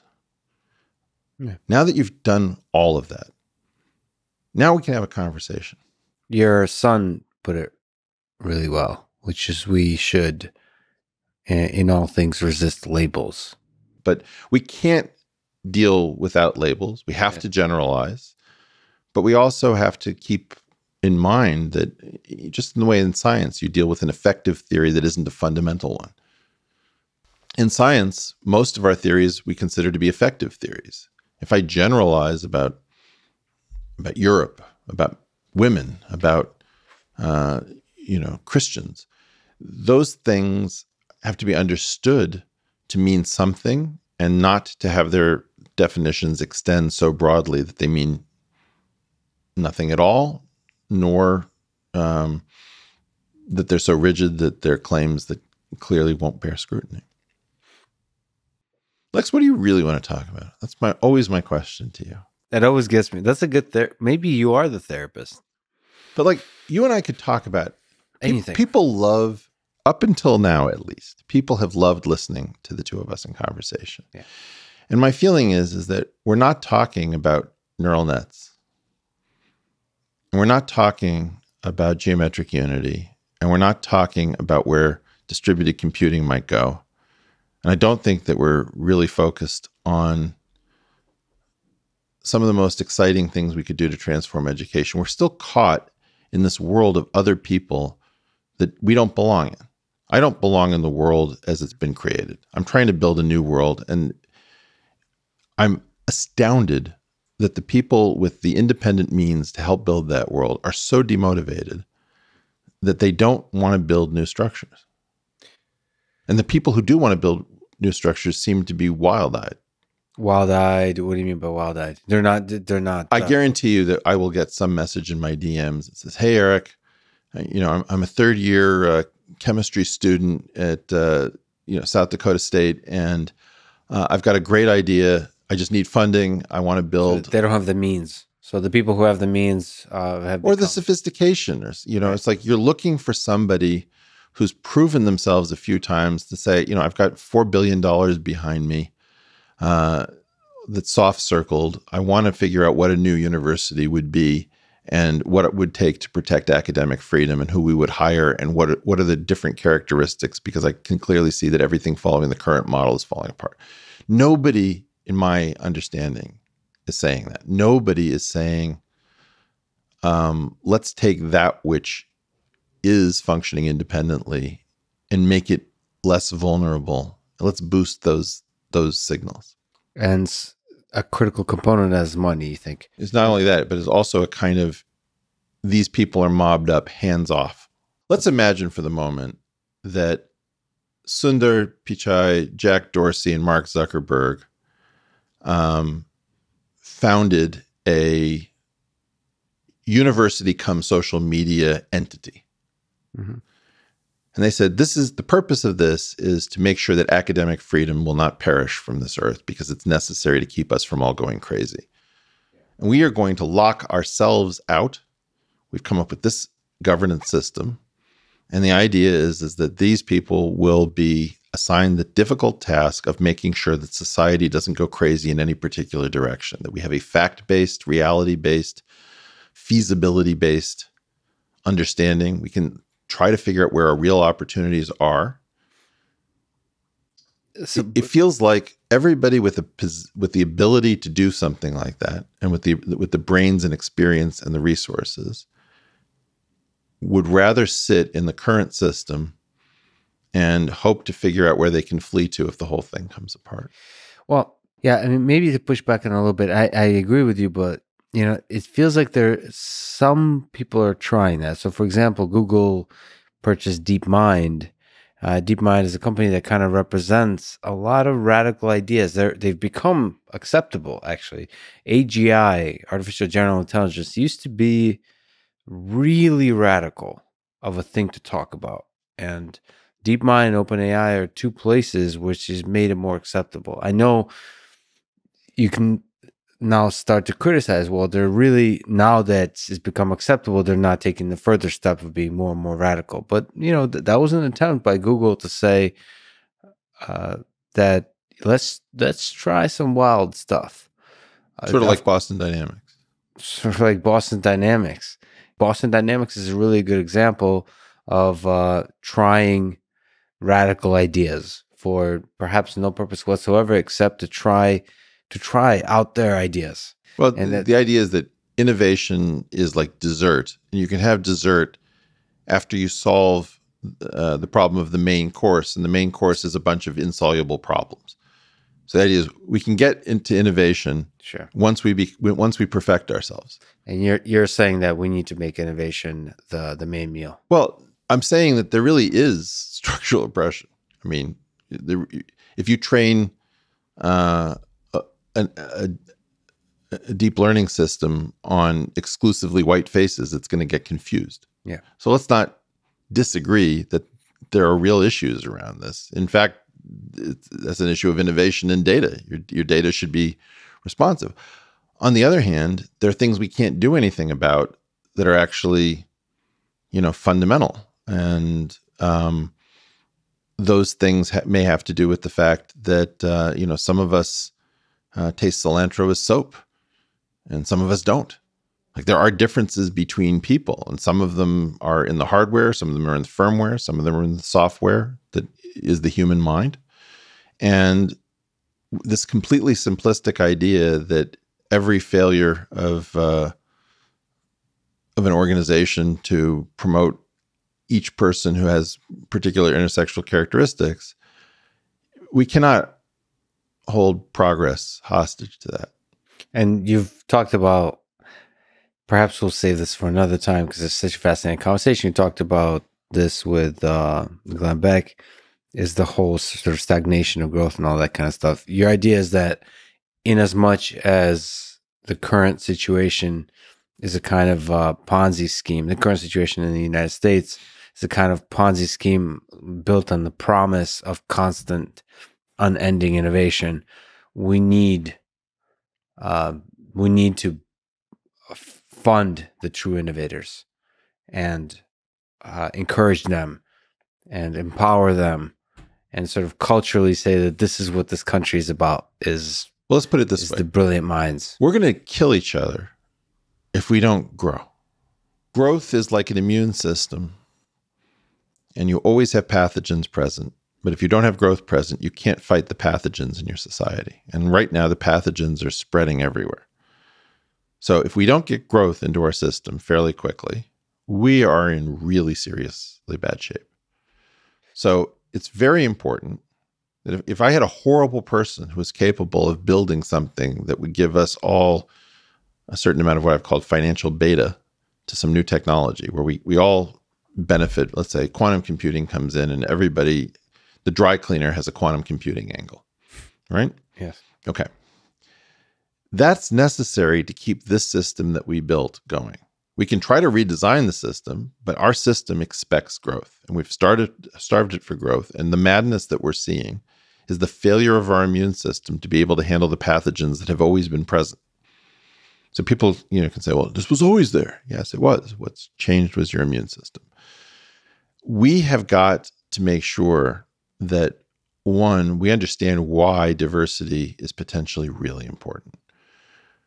We have mined certain communities to death. You and I are Ashkenazi Jews. Everyone knows that Ashkenazi Jews are good at technical stuff. We know that the Chinese are good at technical stuff. The Indians have many people who are good at technical stuff, as the Japanese. I also believe that we have communities where, if you think about the Pareto idea of diminishing returns, if you've never mined a community, many of the people you're going to get at the beginning are going to be amazing. Because that community, it's like, did you drill for more oil in Texas? Texas is pretty thoroughly picked over. Do you find some place that's, completely insane? Maybe there's oil there. Who knows? In particular, I would like to displace our reliance on our military competitors in Asia, in our scientific laboratories, with women, with African Americans, with Latinos, people who are in different categories than we have traditionally sourced. And I would like to get them the money that the market would normally give these fields were we not using visas in place of payment, right? Now, I have a crazy idea, which is that I play, you and I both play music. And I find the analytic work that I do when I'm trying to figure out chord progressions and symmetries and tritones and all these sorts of things to be very similar to the work that I do when I do physics or math. I believe that one of the things that is true is that the analytic contributions of African Americans to music are probably fungible to science. I don't know that that's true. It's true. I haven't done controlled research, but I believe that it is very important to let the People's Republic of China know that they are not staffing our laboratories anymore, and that we need to look to our own people.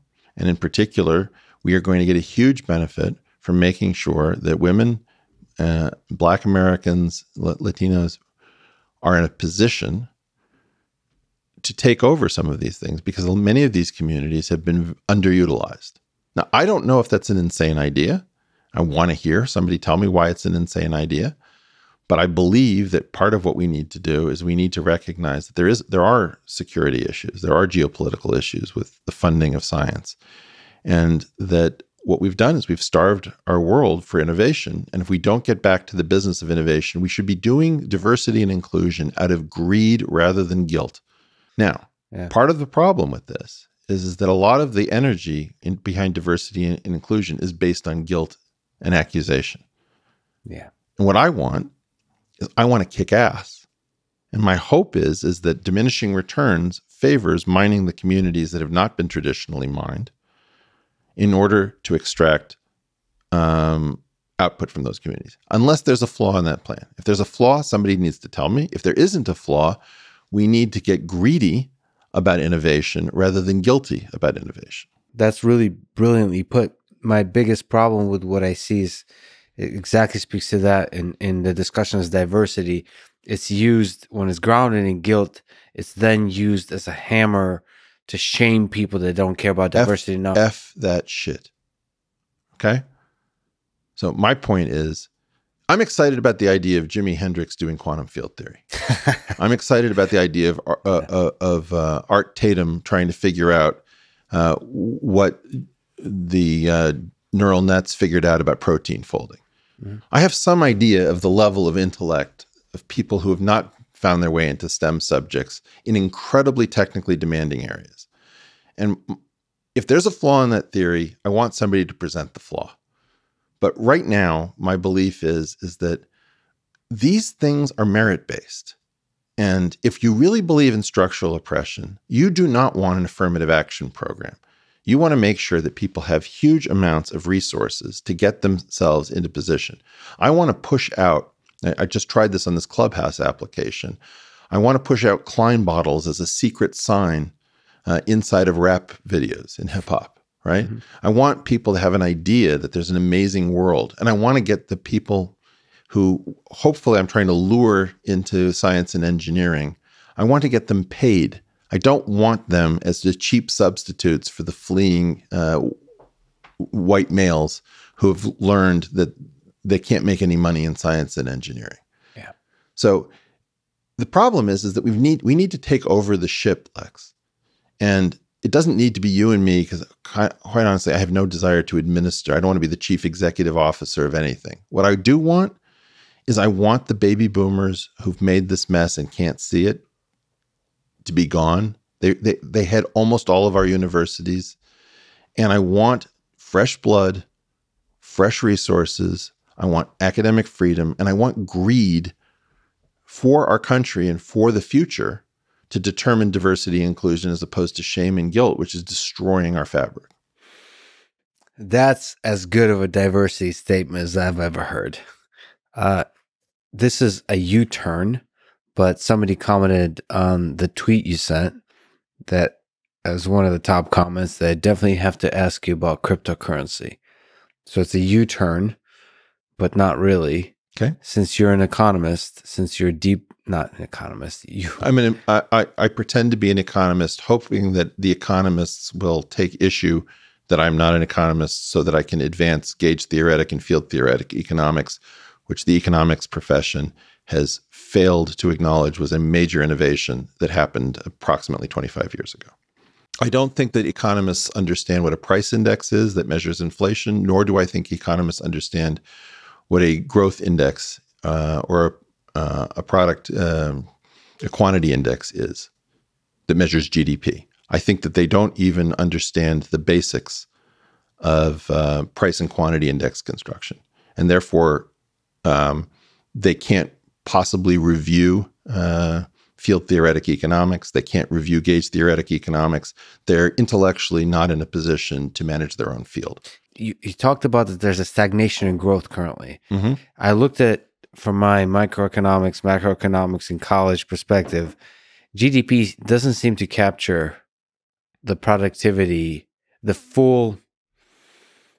spectrum of what I think is as a functioning, successful society. What do you think is broken about GDP?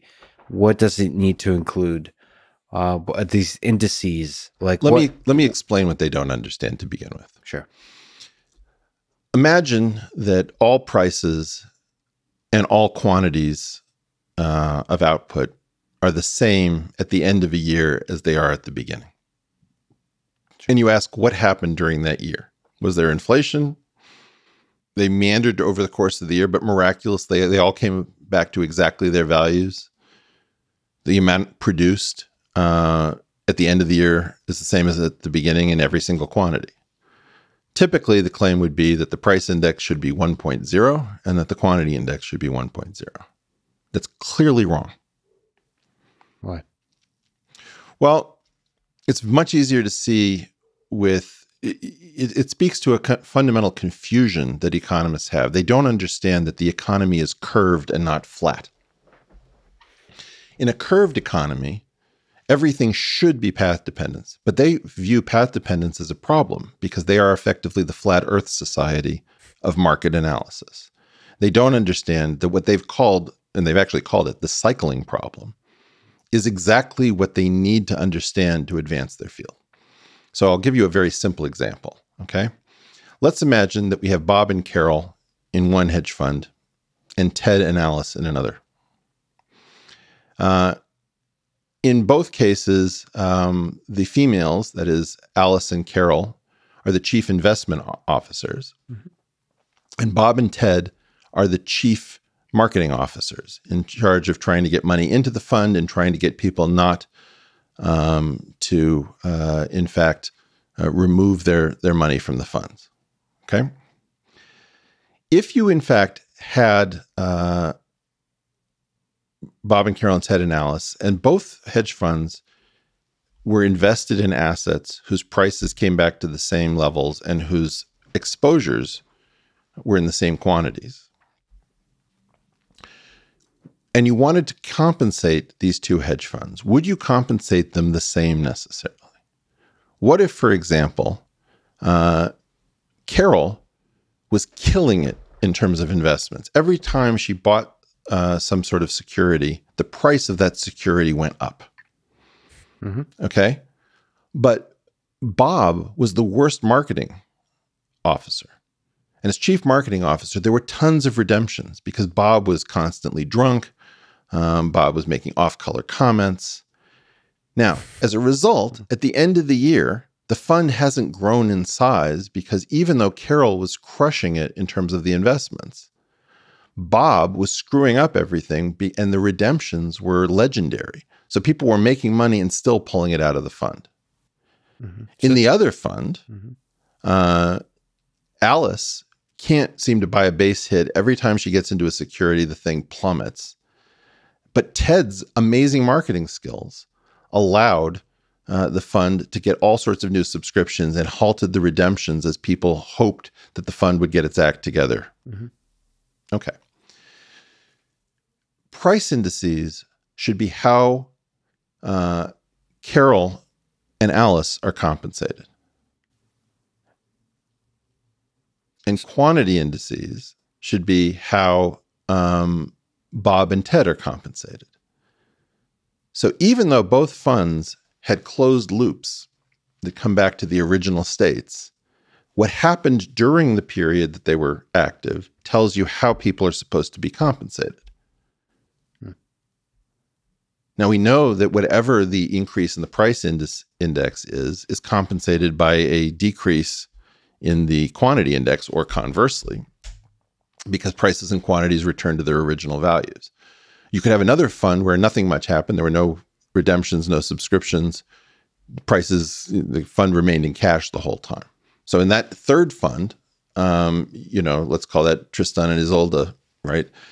That fund should have no bonuses paid because nobody did anything, but nobody should be fired either.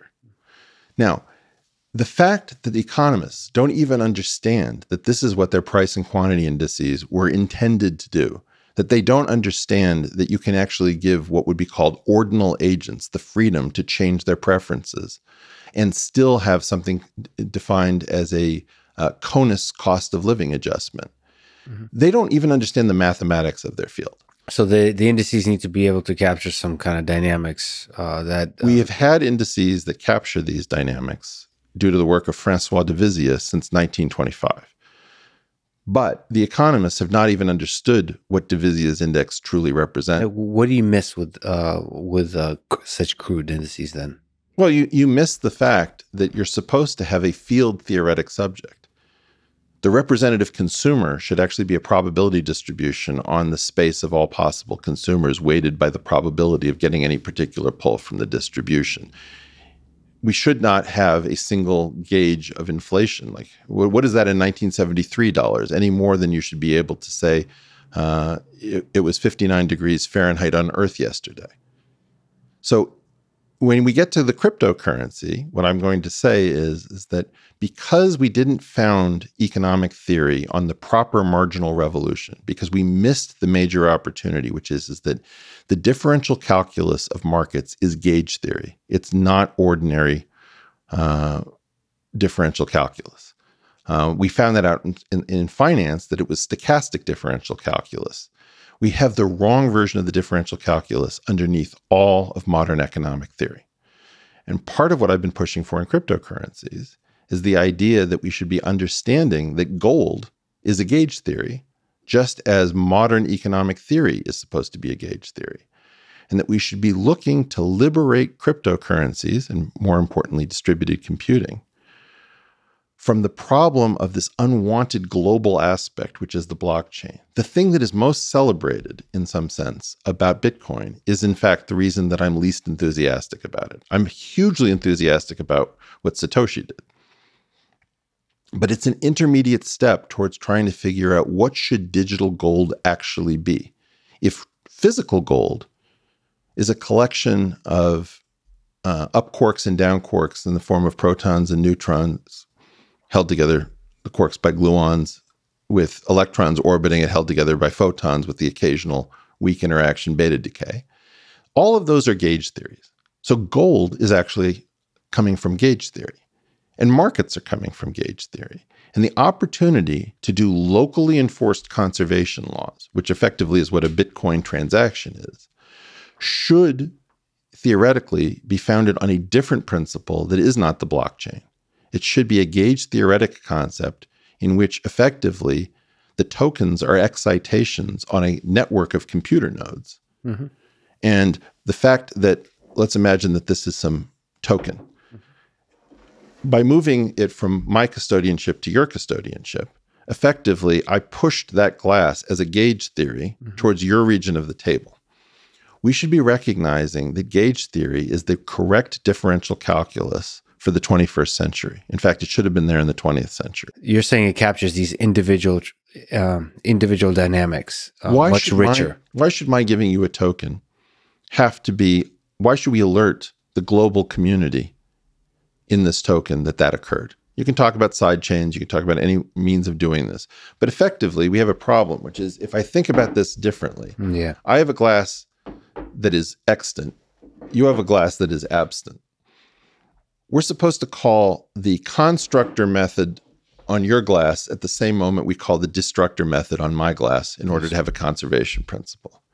It would be far more efficient to do this with the one system that is known never to throw an exception, which is nature. And nature has chosen gauge theory and geometry for her underlying language. We now know, due to work of Pia Milani at Harvard in economics in the mid-1990s, which I was her co-author on, but I wish to promote her as well as this being my idea. We know that modern economic theory is a naturally occurring gauge theory. And the failure of that community to acknowledge that work occurred and that it was put down for reasons that make no analytic sense is important, in particular, due to the relatively new innovation of distributed computing and Satoshi's brainchild. So you're thinking we need to have the mathematics that enforces cryptocurrency as a distributed system as opposed to a centralized one where the blockchain says that crypto should be centralized. The abundance economy, much discussed in Silicon Valley, or what's left of it, is actually a huge threat to the planet. Because what it really is that it is what Mark Andreessen has called software eating the world. And what that means is that you're going to push things from being private goods and services into public goods and services. And public goods and services cannot have price and value tied together. Ergo, people will produce things of incredible value to the world that they cannot command a price, and they will not be able to capture the value that they have created, or a significant enough fraction of it. The abundance economy is a disaster. It will lead to a reduction in human freedom. The great innovation of Satoshi is locally enforced or semi-locally enforced conservation laws, where the idea is just as gold is hard, why is gold hard to create or destroy? It's because it's created not only in stars, but in violent events involving stars, like supernova or collisions. Mm-hmm. When gold is created and we transact, we're using conservation laws. The physics determines the custodianship. Whatever it is that I don't have, you now have, and conversely. In such a situation, we should be looking for the abstraction that most closely matches the physical world, because the physical world is known not to throw an exception. The blockchain is a vulnerability. The idea that the 51% problem isn't solved, that you could have crazy race conditions, all of these things, we know that they're solved inside of gauge theory somehow. So the important thing is to recognize that one of the greatest intellectual feats ever in the history of economic theory took place already and was essentially instantly buried. And I will stand by those comments. Satoshi, wherever you are, I probably know you. Are you Satoshi? No. No. I don't have that kind of ability. I really don't. I do other things. Speaking of Satoshi and gauge theory, you've mentioned to Brian Keating that you may be releasing a geometric unity paper this year or some other form of additional material on the topic. What is your thinking around this? What's the process you're going through now? Well, it's very preparing this. I used April 1st to try to start a tradition, which I hope to use to liberate mankind. The tradition is that at least one day a year, you should be able to say heretical things and not have Jack Dorsey boot you off or Mark Zuckerberg. Your provost shouldn't call you up and say, "What did you say?"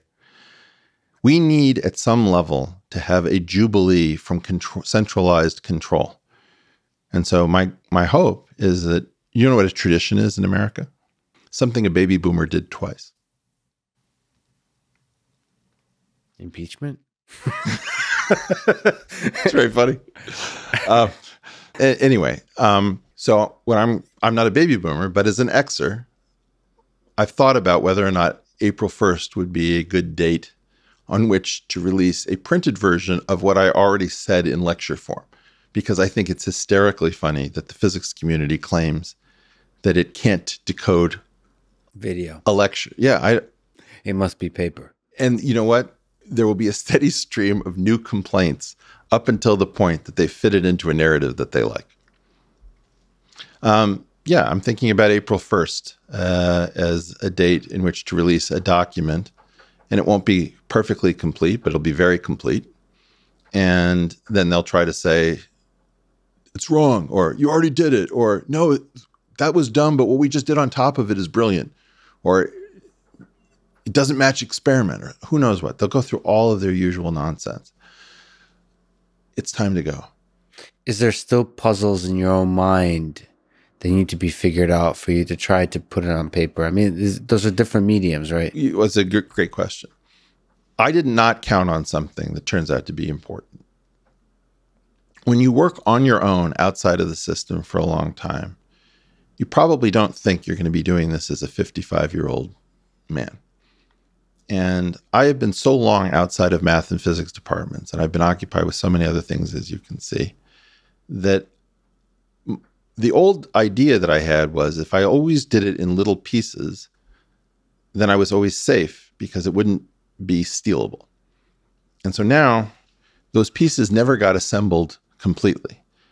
In essence, I have all the pieces and I can fit them together.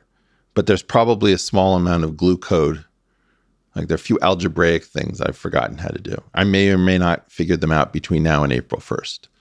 But it's pretty complete. But that's the puzzle you're kind of struggling to now figure out, to get it all on in the glue together. I can't tell you whether the theory is correct or incorrect. But like, for example, there's what's the exact form of the supersymmetry algebra, or what's the rule for passing a minus sign through a particular operator. And all of that stuff got a lot more difficult because I didn't do it.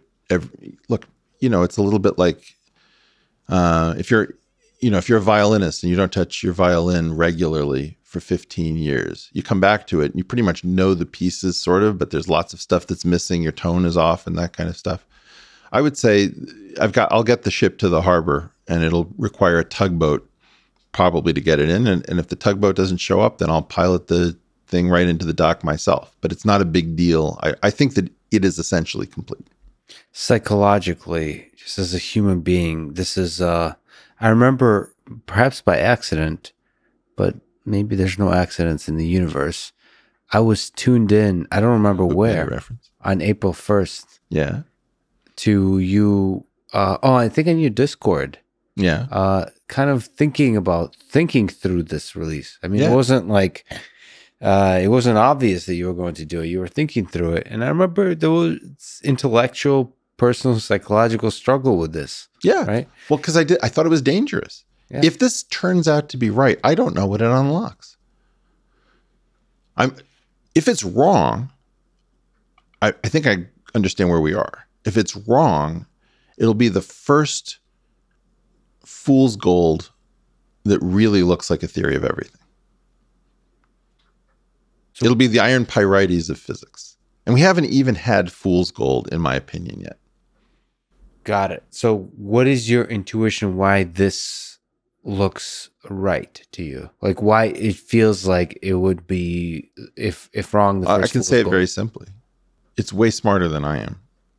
Can you break that apart a little more? It's like every time you poke at it, it's giving you intuitions that follow with the currently known physics. Well, let's put it in computer science terms. Yes, please. Okay. There's a concept of technical debt that computer scientists struggle with. Mm-hmm. As you commit crimes, you have to pay those crimes back at a later date.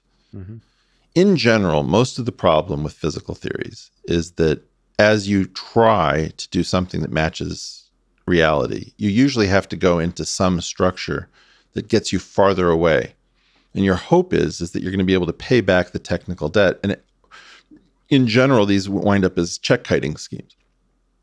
Or like you're funding a startup and there are too many pivots, right? So you keep adding epicycles in order to cover things that have gone wrong.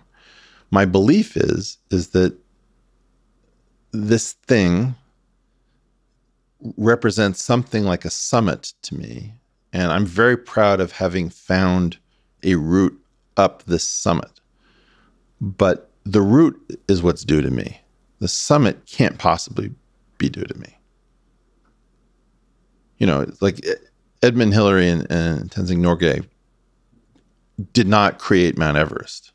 They know that they didn't create Mount. They figured out a way up.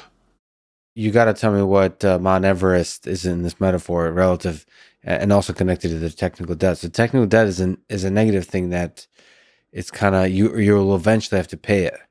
Absolutely. Are you saying in the ascent that you're seeing now, in the theory, is you do not have much technical debt? Well, that's right. I think that what happens is that early on, what I would say is I believe now that the physics community has said many things incorrectly about the current state of the universe. They're not wildly off, which is why, like, for example, the claim is that there are 3 generations of matter. I do not believe that there are 3 generations of matter. I believe that there are 2 generations of matter, and there is a third collection that looks like a generation of matter as the first 2, only at low energy. Okay, well, that's not a frequent claim. People imagine that there are 3 or more generations of matter. I would claim that that's false. People claim that the matter is chiral, that is, it knows its left from its right. I would claim that the chirality is not fundamental, but it is emergent. We could keep going at all these sorts of things. People think that space-time is the fundamental geometrical construct. I do not agree. I think it's something that I've termed the observerse. All of these different things represent a series of overinterpretations of the world that preclude progress. So you gave, I think you gave some credit to string theory as string theory, and I think loop quantum gravity, if I remember correctly, as like getting close to the fool's gold. Well, I said that Garrett Lisi phenomenologically gets a lot of things right. He's got a reason for chirality, a reason for uniqueness using E8. In fact, E8 uses something called Weyl fermions, which are chiral. He has a way of getting geometry to get Riemann's geometry underneath general relativity to play with Ehresmann's geometry, which is underneath the standard model, using something called Cartan connections that are out of favor. He's figured out something involving superconnections to make sure that the fermion, the matter in the system, isn't quantized the same way as the bosons were, which is a problem in his old theory. He's got something about 3 generations for triality. He's got a lot of phenomenological hits. I don't think Garrett's theory works. It also has a very simple Lagrange. He's basically using the Yang-Mills norm squared, the same thing you would use as a cost function if you were doing neural nets, okay? The string theorists have a different selling point, which is that they may have gotten a renormalizable theory of gravity if quantum gravity was what we were meant to do. And they've done some stuff with black holes that they can get some solutions correct. And then they have lots of agreements with where they show mathematical truths that mathematicians didn't even know. I'm very underwhelmed by string theory based on how many people have worked on it and how little is supporting the claims to it being a theory of everything. But those are the two that I take quite seriously. I don't yet take Wolfram's quite seriously, because if he really finds one of these cellular automata that are really distinct and generative, it'll be amazing. But he's looking for such a thing. I don't think he's found anything. Tegmark, I view as a philosopher who is somehow taking credit for Platonism, which I don't see any reason for fighting with Max, because I like Max. But if it ever comes time, I'm putting a post-it note that I'm not positive the mathematical universe hypothesis is really anything new. And in general, loop quantum gravity really, I think, grew out of some hopes that the general relativistic community had for that they would be able to do particle theory. And I don't think that they've shown any particle theoretic realism. So essentially, here's what I really think, Lex. I think we didn't understand how big the difference between an effective theory and a theory of everything is conceptually. Maybe it's not mathematically that different, but conceptually, trying to figure out what a theory of how does the universe, and I've compared it to Escher's drawing hands. Mm-hmm. How do two hands draw themselves into existence? That's the puzzle that I think has just been wanting. And I'll be honest, I'm really surprised that the theoretical physics community it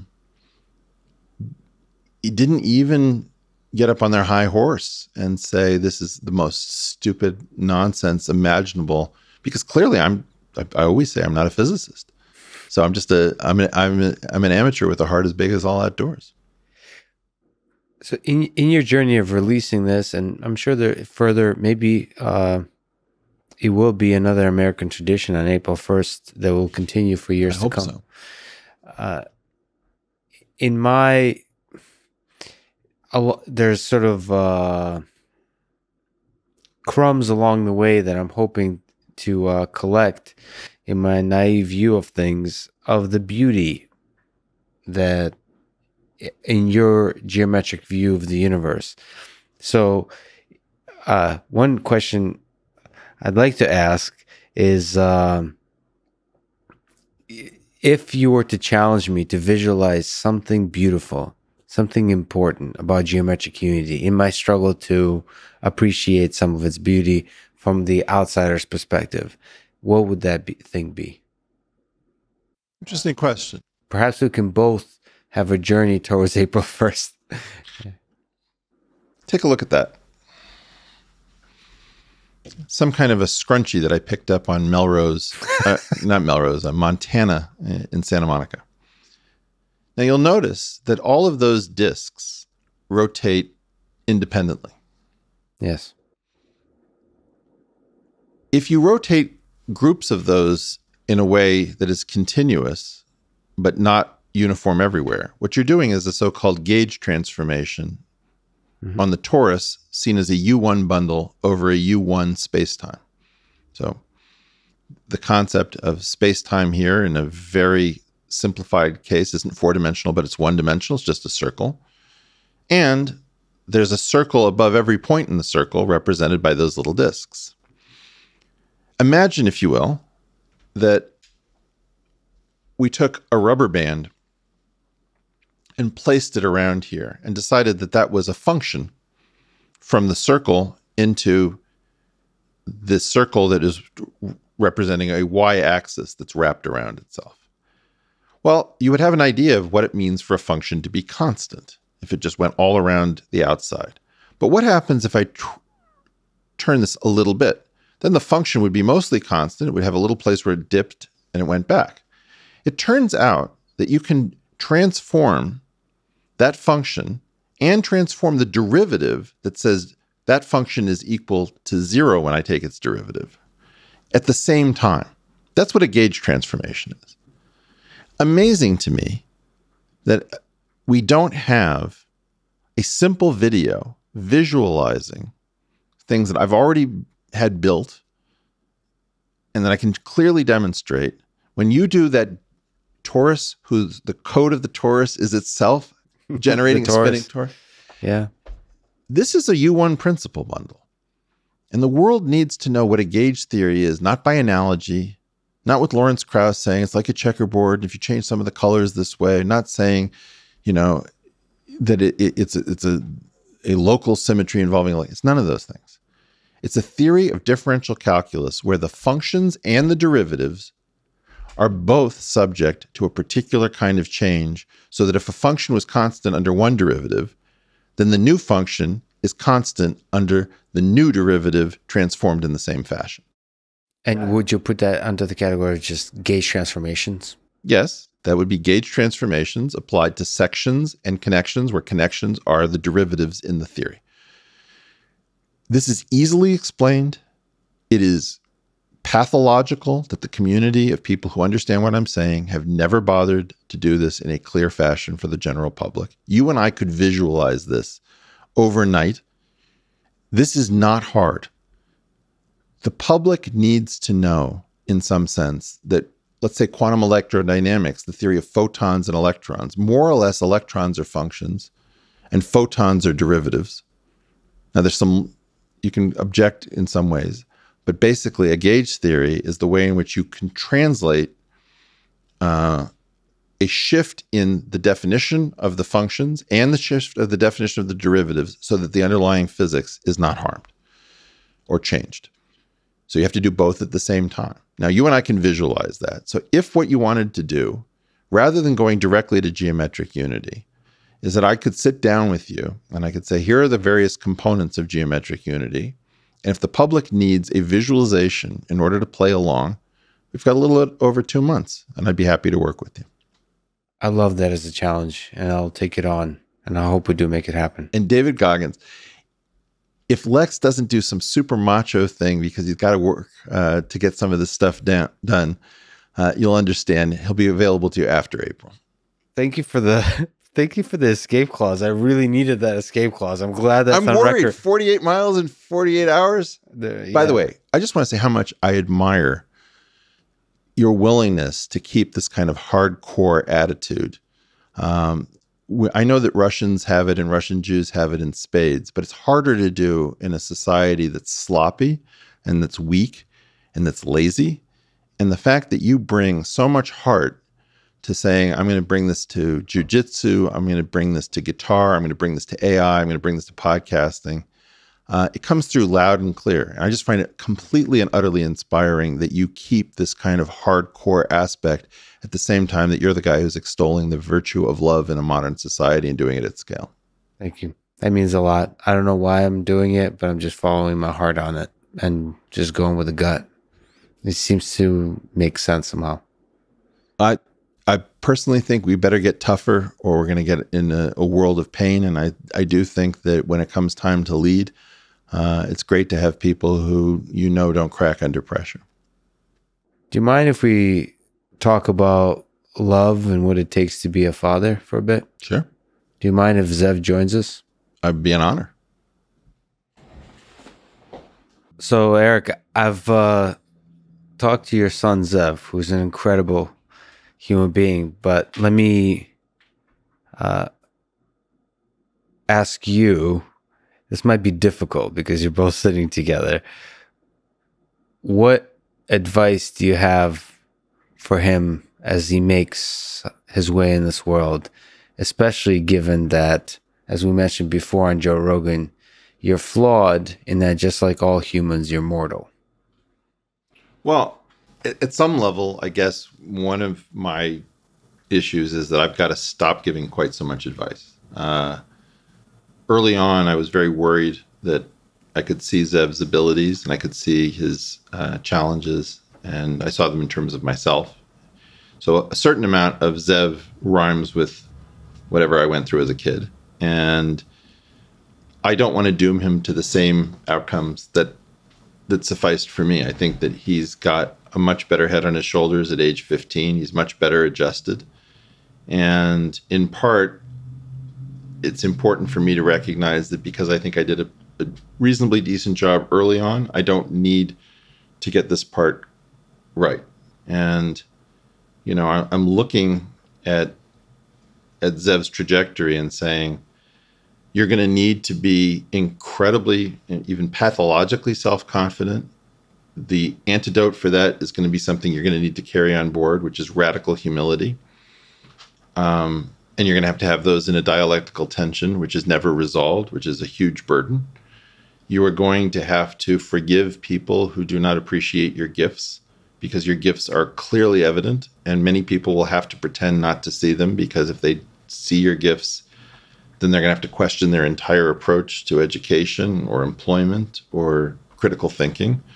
And what my hope is that you can just forgive those who don't see them and who complicate and frustrate your life, and realize that you're going to have to take care of them too. Zev, let me ask you the more challenging question, because the guy sitting right here, what advice do you have for your dad? Since after talking to you, I realize you're the more brilliant, aside from the better looking member of the family. It's a bit of an odd question. Yeah. You Sorry. can say anything you want. This is the last time we're going to be seeing Lex. This could be an awkward drive home.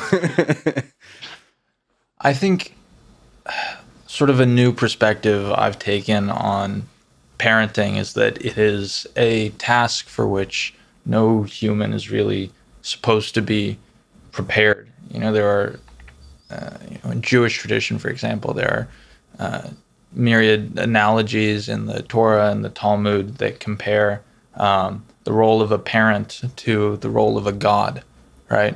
And no human is prepared to play God and create and guide a life, but somehow we're forced into it as people. And I think sometimes it's hard for children to understand that however their parents are failing, sort of has to be is something for which we must budget, because our parents play a role in our lives of which they're not worthy, and they devote themselves to regardless, because that becomes who they are in a certain sense. So I hope to have realistic expectations of you as a human, because I think too often it's easy to have godly expectations of people who are far from such a role. And I think I'm really happy that you've been as open as you have with me about the fact that you don't pretend to be a god in my life. You are a guide who allows me to see myself, and that's been very important, considering the fact that by your self-teaching paradigm, I will have to guide myself, and being able to see it and see myself accurately has been one of the greatest gifts that you've given me. So I'm very appreciative, and I want you to know that I don't buy into the role that you're supposed to